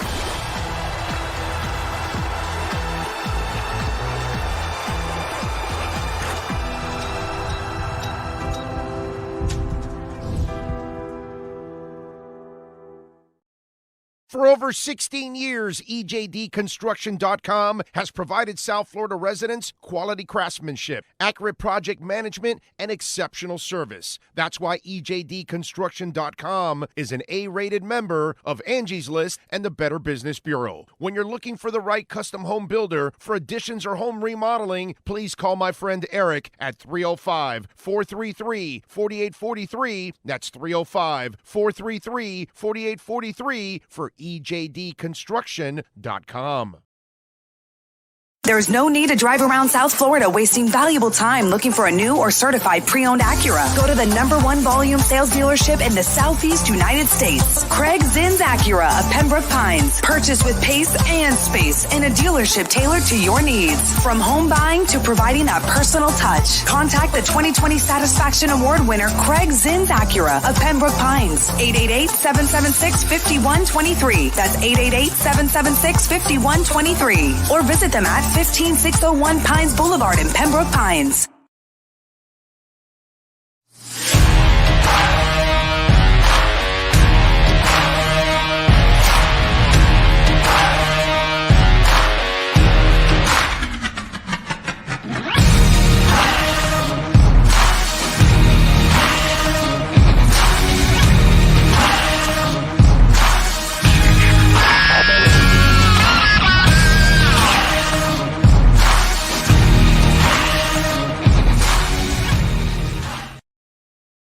Viewpoint statements or beliefs expressed on the following program by the host, guests, or callers are not necessarily the opinions of FantasyXS.com, Media Group Inc. ownership, management, sponsors, or website. When it comes comes to South Florida sports teams, very few in the media have witnessed, lived, and covered it like the Big O. Let's start the program dedicated to your favorite South Florida teams with a passion that's unmatched. The Big O Radio Show is on. Here's the Big O. As promised, the man, the myth, the legend, that is Chris Perkins from the South Florida Sun Sentinel. Perk, how you doing, baby? Feeling good? I'm good, man. I don't have my background set up here, so I'm in a new spot in the apartment, man. So excuse the little mess here. You're good, bro. It's all good. You got the info and the opinions, and that's all that really matters right now, my man. So give me an opinion. When is this defense going to get on track? What is it with Fangio and the scheme? What does he have to do to get the players on the same page? Big O, people have poo-pooed my opinion on this. I think it's probably going to be until Thanksgiving. And here's my thought on that. You don't have Jalen Ramsey. You haven't had Jalen Phillips for 3 games. You're still kind of figuring out what everybody can do in their roles. And look, we know that they're going from an 8-man front to 2 deep safeties. We know they're going from man to zone. We know they're not blitzing as much. So these guys are trying to figure out, what does Vic Fangio want us to do, and how do we put our skill set to best use within this system? They don't know yet, Big O. They just don't know yet. And they're figuring this thing out as they go. I don't think it's a big deal if it takes until Thanksgiving, because look, to me, it's all about that last stretch of the season, right? Where you have 4 of your last 5 games at home.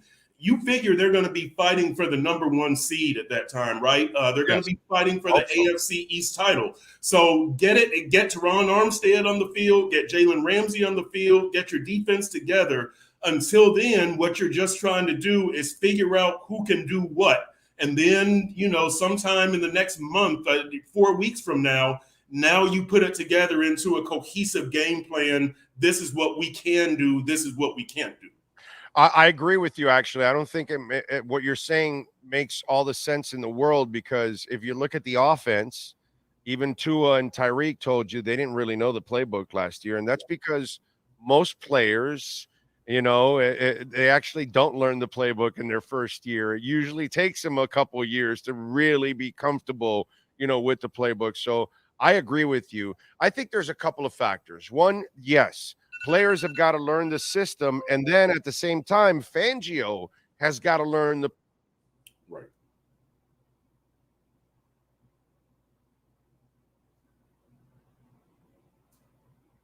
Figure that out. But the other part of the equation that I think is really the underlying problem of it all, dude, the defensive line ain't doing their job. Yeah. Period. End of story. Even the linebackers would be better if the D linemen actually did their job. And I don't know if Christian Wilkins is thinking too much about money and sacks, and he's just chasing sacks and not playing his game. But, Raekwon Davis and, you guys talked to the defensive coordinator, and we read all the quotes. Yep. So obviously he's not happy with all of that. And obviously we go Chubb, and we could talk about Phillips hasn't turned the corner that we're all expecting him to. Really, AVG is the only guy in that front 7 that is playing above what you would expect or need or anything along those lines. To me, that's the major problem. That front 7 is underachieving badly. Well, Big O, I agree with you. I agree with you on that. And it's mind-boggling that AVG is your most productive guy in that front 7, because look, when this thing was put together, and as well as I do, you thought you had pressure from the front, mostly from Jalen Phillips and Bradley Chubb and Christian Wilkins in the middle, and then pressure on the back end would come from Jalen Ramsey and X and Cater. Well, Jalen Ramsey goes out, and then Christian holds out. And you heard what Vic Fangio said today. He said he thought that hold-in made Christian Wilkins start the season a little bit rusty, but he thinks that Christian is kind of up to speed now. But Big O, you bring up a good point on Christian. Now, he's got 19 tackles. He's on pace for 68, which would be a low total of the last 3 years. I think he had, 98 and 89 the last 2 years, whatever it is. But he's on pace for 5 sacks. He's got 1.5 sacks. I don't know if Christian is aware of those numbers. I don't know. It's interesting that twice in 5 games, Mike McDaniel has said the defensive players are not doing their 111. They're playing outside the system. They're trying to do too much. He never named a name. McDaniel never throws anybody under the bus, but I do wonder if Christian Wilkins is one of those guys that he was talking about there. And then just beyond that, it's been unsettled on the back end. Eli Apple is in the nickel. Then Eli Apple is out of the nickel. Now Eli Apple is back in the nickel. And also today, Vic Fangio talked about David Long, that it doesn't sound like he's very impressed with David Long to this point. He hasn't given up on David Long, so let's not put that out there. But every time we ask about David Long, he says he's making progress. He's starting to correct the fundamental errors that he made. And that's kind of what they say about Sean Smith. Today, Sean Smith, we asked Fangio, he's knocking on the door. Well, dude, he's been knocking on the door for months, so he's not there yet. David Long is not there yet. The nickel is unsettled. The front seven hasn't produced. And you're right about Fangio. Fangio has got to take some responsibility here too. He's got to make the right calls. He's got to make the calls within the capabilities of his players. So it's an all-around thing, Big O. But you nailed it on AVG being the front seven guy. That just boggles my mind. Well, at least I like what he said today, because I've been saying for 2 weeks now that AVG, I don't give a shit when Phillips comes back. Let Phillips and Chubb fight for their playing time. I'm starting AVG because AVG has outplayed everybody. And so AVG is my starter, and then Phillips and Chubb, they can settle and get the crumbs after that. They can fight to see who's the second guy and part of the rotation. But AVG right now for me, brother, he's starting, man. He's a werewolf. He reminds me of Clay Matthews, dude. Yeah. Kind of the way he plays. Even looks like him. Yeah, he does. He got that flowing hair, baby. He's got that hair. Yeah, no, AVG. Look, and a good guy too. Not that matters a whole lot, but he is a good guy too. And you like to see good things happen to good guys. So hats off to AVG, and hopefully that production continues. Let's hope so, my brother. Are we going to get Chris Brooks this week? Because I'm thinking, man, you got Philly next week. Yeah, you'll give a chance. I mean, you'll give Ahmed and Wilson a couple carries because you got to get them acclimated into the offense and get them ready and all that for depth purposes. But man, Brooks would be a nice backup to Mostert this week. Yeah, and I like what Brooks does both as a ball carrier and as a blocker, and they're getting them special team snaps. So, by the time he gets in the game, he's been warmed up a little bit. When he gets in from scrimmage, he's been warmed up a little bit by going through special teams. But the kid he's got reasonable speed. He's got reasonable power. I don't know if he has NFL staying power at this point. It's so early, but he is promising. That kid is promising, Big O. We saw him make the 95-yard run in training camp in the indoor facility. We saw, 52 yards against Denver. We saw him with the pancake block. Wasn't it that last week? The kid shows you something. He flashes almost all the time. You just can't ignore him. You just can't ignore him. And so I don't know if he's a viable red zone target. I don't know if he's a viable, if he can get in there on first down from the opponent's 25 at the start of the drive. But yeah, it's looking like you've got to find some ways to at least get this kid, 7 or 8 or 10 snaps from scrimmage, because especially red zone, because he can help you. Hey, let me tell you something, Perk. You've been at this a long time. When you're a rookie and they're counting on you as a rookie running back to block, that's some big shit, dude. Yep. That's like some huge ass responsibility, because 99% of the running backs that come into the league, they know how to run the ball. More often than not, they can find the hole and all that, but picking up the right blockers, a lot of them fail at that, dude, and they get people injured and all that stuff. So that when you see them blocking like you saw last week, that tells you that staff is trusting the hell out of that young man too. Yep. He's got some smarts. He's got some awareness, some knowledge, that's when you're out there blocking, you have to be able to adjust and think on your feet, because what if this guy isn't here? Now what do you do? So yeah, you're right. It shows a high level of trust from the coaches. and a good amount of awareness and football knowledge on Chris Brooks' part. Look, Alec Ingold is one of the smartest guys on the team, and that's his job. Yeah, exactly. All right, so last year, I think in the media you might have been the only one that nailed the exact record for the Dolphins. I think. No, I had 8 and 9. Oh, you were off by a game? Oh, I was off by a game. Okay. Yeah. Whatever. Yeah. Anyway. As you know, I was not popular at the start of the season, Big O. No, I know. And listen, and by the way, you were helped because of a shitload of injuries. If not, they would have won more games. But so let's just call it like it is. But you were like one of the ones that was like pretty damn close to what ended up happening. So let's say the injuries aren't major, okay? Because obviously if they're major and it's your left tackle and your quarterback, you're screwed, okay? We all know that. Yep. But let's just say if he continues to play the intelligent way that he's doing now, which is just marvelous, he can play for 15 years. But let's say he can stay healthy by playing this way, and the team is relatively healthy overall, because this has been my thing here for the last couple of weeks. Because you've been around this like I have, and you've been on the beat a couple times, and you've seen different kinds of Dolphin teams. Yep. So this is what I'm trying, because the fan base got a little bit pissed off at me a week and a half ago with the Bills game, because I love this team, right. I like their potential, but here's my problem with this, and this I talked a little bit about this before you came on. So for the last 30-something years, okay, Jimmy, you were good, but you weren't great, right? With Wanstead, you were good sometimes, but you were never great. Yep. You had that Jay Ajayi year. That was good. Right. It wasn't great. The Lamar Smith year was good. It wasn't great. The Wildcat year, it was good. It wasn't great. You're 3-0 going into Buffalo. Do you want to be great? You got to win that game. It's not, oh, well, we're now 3-0, because then I got we're still 3-1, and we win the next 2 weeks, we're 5-1. Yeah. And if you lose to Philadelphia and you're 5-2, then what does that mean?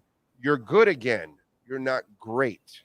And so that, to me, is the threshold that this team needs to cross. I already know they're a good team. I know that barring injuries, they should win 10, 12 games. Yep. Barring injury, Yep. 10, 12 games easy with this offense, okay? Yep. But I'm going to measure you with the 2 Bills games. I'm going to measure you with KC, and I'm going to measure you with Philadelphia next week. I'm not measuring you with Baltimore. You already own Baltimore the last 2 years. You already proven that bully, that's been solved. And the Dallas Cowboys are never a measuring stick for anyone, please, okay? So those 4 games. So this is my trip now with them. I know you guys can be good. Can you be great? Do you agree? Yeah, I agree. I agree probably about 95%. And, this was one of my big things in the offseason, Big O, is that these guys did not prove to me that they can consistently beat the teams. And, I caught some grief about that on social media, because I qualified it with playoff teams, that they were 2-6 last year against playoff teams. I think 2-4 with Tua as the starter. Games that he started and finished. So you take the Cincinnati game out of it. And people were saying, well, why are you putting this big stipulation on it? Playoff teams. I'm like, guess who you're going to play in the playoffs? Playoff teams. And you might have to win 1 or 2 of those games on the road. Right now they're going for the number 1 seed. We'll see if that holds up. But yeah, you're exactly right, Big O. Like, I gave them an A for the first 4 games of the season. I called that the first quarter of the season. Sure. I know it's a 17-game season. I did, and here's why, Big O. Here's why. That Chargers win is a quality win against a playoff team from last year that beat you pretty soundly. So you win that game on the road as your opener. That's good. You beat the Patriots. I know the Patriots are 1-4. That's an AFC East road game. I'm giving you credit for that. Denver, yeah, whatever. Even though really we shouldn't, because Tua owns he's 4-0 or 5-0. We're 5-0. Yeah, it's kind of like we're already past that already now. Well, Big O. You're being nice. You're being nice. No. They were 0-3 last year on the road in AFC East games. So I'm going to give them if you beat the Jets. And I know last year you went up there and Teddy Bridgewater went out on the first play and you had that game was over. That game. Oh, yeah, whatever. But the AFC East road games are always tough for the Dolphins. Yes. So I gave them an A for the first quarter of the season. But you're right. So now the second quarter, I'm going to consider this a 5-game quarter. And the Giants, Carolina, but you know what? You're right. It's this Philadelphia Patriots, Kansas City streak, this stretch. This 3-game stretch here, and I know the Patriots are 1-4, and I know that's a home game, but it could also be a trap game. You got to keep your mind right. You got to stay focused. So you're exactly right. But I'll say this, Big O, it would be terribly disappointing. They need to go 1-1 against Philly and Kansas City. You're on the road at Philly, your neutral site, Kansas City. That's the Germany game. You need to go 1-1. But if they go 2-0, that is spectacular. If they go 0-2, it's troubling, but look, the stuff that happens right now, Big O, it very rarely does it have an effect in December, right? I mean, it's enticing and it tells you what happened last time or what happened in the past, but get me to December and it tells you how they can play. It tells you, what can the offensive line do in this situation? What can the nickel package do against A.J. Brown and Devontae Smith and all this? But it doesn't necessarily mean that you're going to beat Baltimore and beat Dallas and beat Buffalo in the finale. So I agree with you again. For the most part, you've got to win, but you do have to win these games. You got to win the games you're supposed to win. But I want to see you beat the teams that you're going to run into to win a Super Bowl, bro, to win the AFC Championship game. Right. And so, to me, brother, I need you to win 2 of the next 3. I need you to beat KC, Philly, and Buffalo. I need you to win 2 of those 3. If you can go 2-2 in those 4 games, I can feel really good about you going into the playoffs because now I've seen you compete with the elite and beat them. You know what I mean? Where normally you could never do that because that's the reason why every time the last 30 years, pretty much you've made the playoffs, you're just happy to be there and then you get eliminated, dude. Right. And Big O, now I agree with you 100%. Like, this is a team that has realistic Super Bowl expectations, right? Yeah. Those previous right. Wannstedt's team didn't have that, and Gase and Philbin, you were just hoping to get into the playoffs. So I agree with you 100%. But tell me if you agree with me on this, that like Dave Hyde and a lot of people disagree with me on this. I think that right now the offense needs to carry 60 to 70% of the load, right? Yeah, because this defense is unsettled. This defense is unproven on the road. It's still trying to find its footing. And so I was saying in Buffalo, they cannot go up to Buffalo and score 20 points and blame it on the defense. Well, they allowed 48. Dude, you scored 29 in Buffalo last year with Tua, 31 without Tua, and now you're going to score 20 and you're a better team? No. That's unacceptable. So the offense has to do more. I'm not saying that they have to do everything, but until like Thanksgiving or whatever, they have to carry a disproportionate amount of the load. 1,000%, dude. I mean, they're the ones that are established. Right. Right. That's the side that everybody knows and everybody's comfortable with. You just added a defensive coordinator. We just went through this conversation. There's no way that they can carry. Plus, let's be honest, he doesn't have all the pieces he needs on defense. Right. That defense is not complete yet. And as you pointed out, until it gets healthy, really until you get Ramsey back, then you can really play with that defense. Because once you have X and Ramsey out there, all of a sudden, and Holland now can worry more about the middle of the field and doesn't have to worry about the islands. Oh, shit. Now you can unleash the Kraken, and maybe it gets a lot better, you know what I mean, down the line. But I'll tell you, the answer, partial answer to your offensive stuff that you're talking about, his name is Mike McDaniel. And part of what I was talking about that we know you're good. Can you be great now? Okay.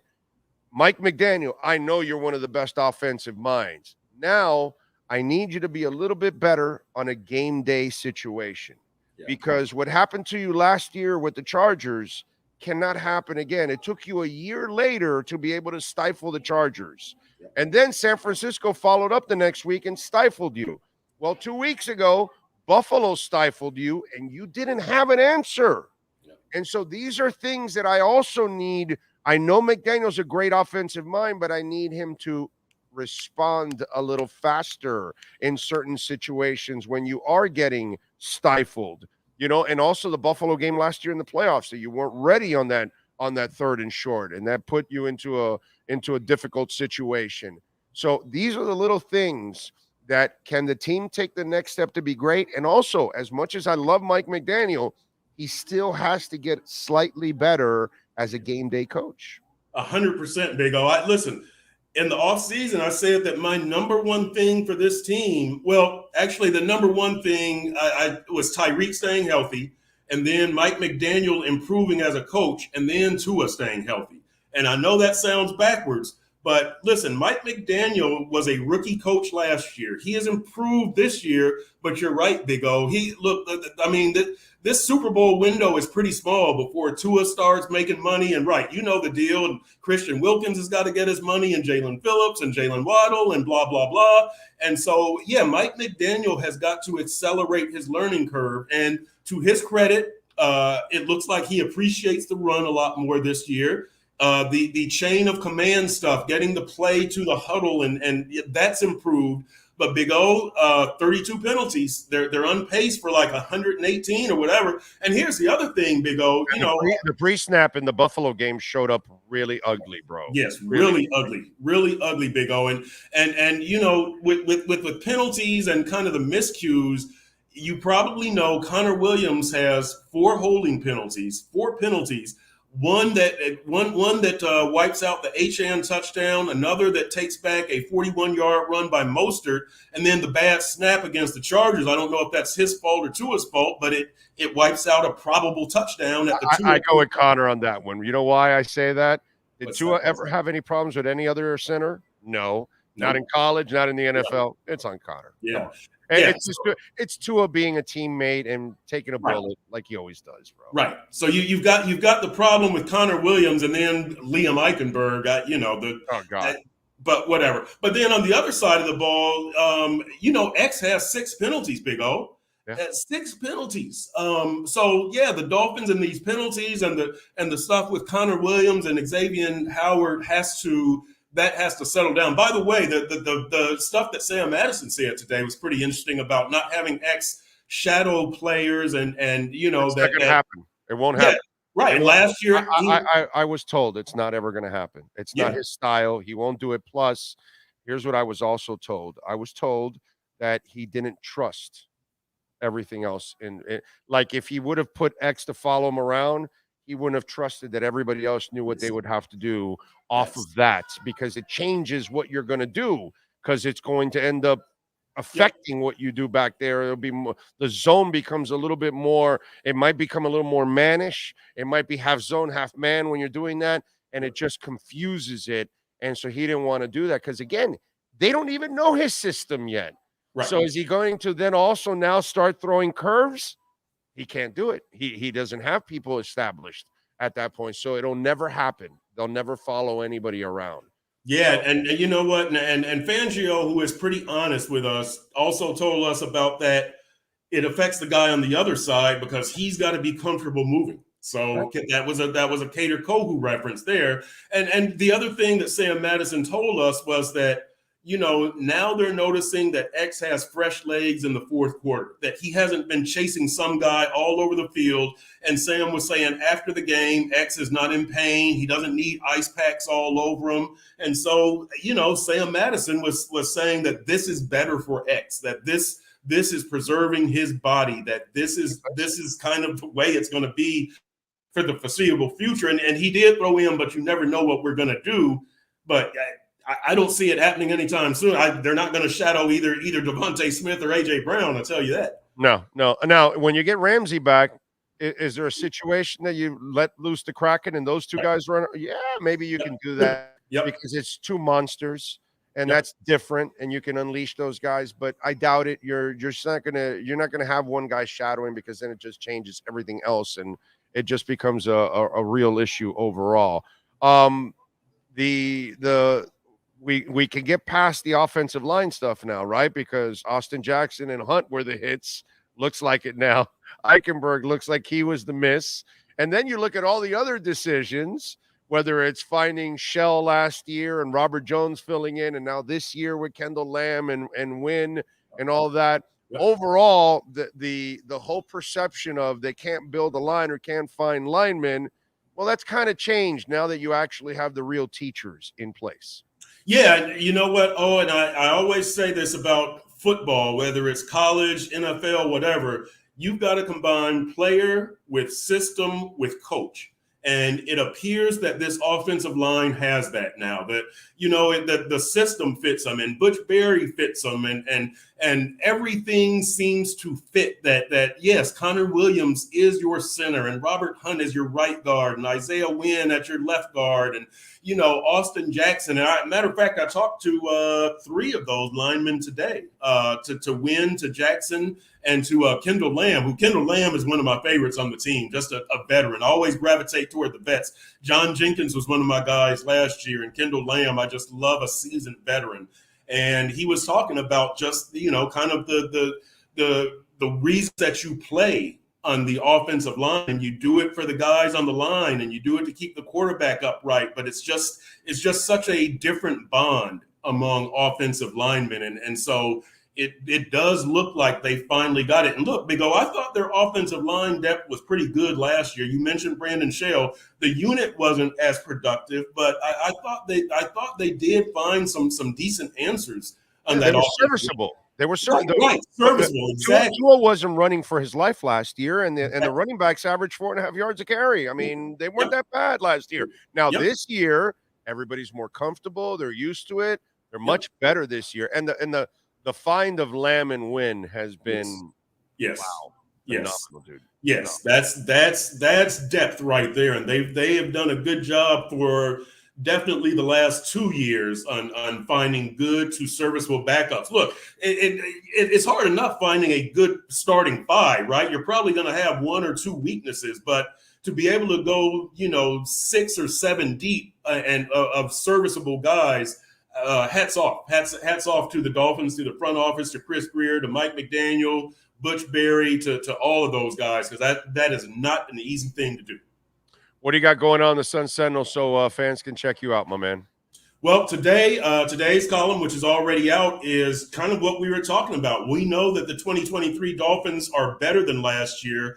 We just don't know how good they are yet. So that's what I've got out there right now. And look, you know what? Oh, I'm totally disregarding and disrespecting Carolina. I know they've got Brian Burns out there. I know, but I have looked all the way to Philly, Big O. I have not. I'm with you, bro. I'm with you. These 2 weeks are garbage. These 2 weeks are garbage. These 2 weeks you're supposed to take care of business is what's supposed to happen. Right.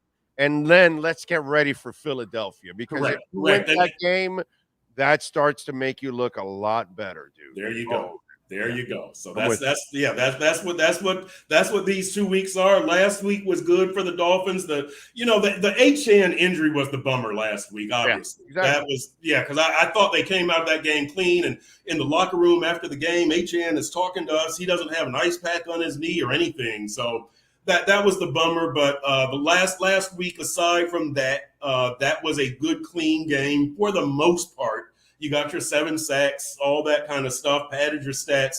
Hopefully they do the same this week. But the key is, well, you want to win, but you want to come out healthy, right? That's the whole point. And play a crisp, efficient game, but you want to come out healthy.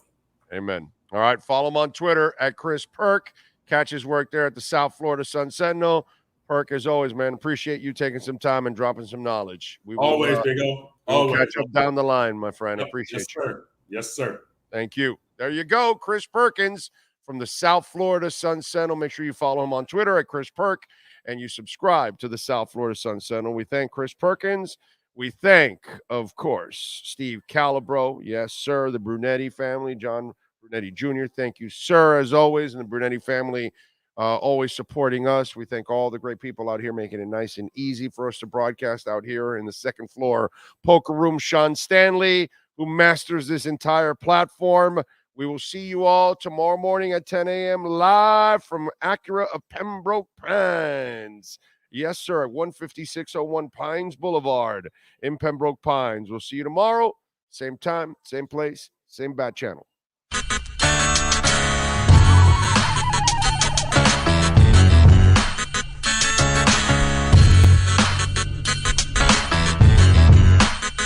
This is the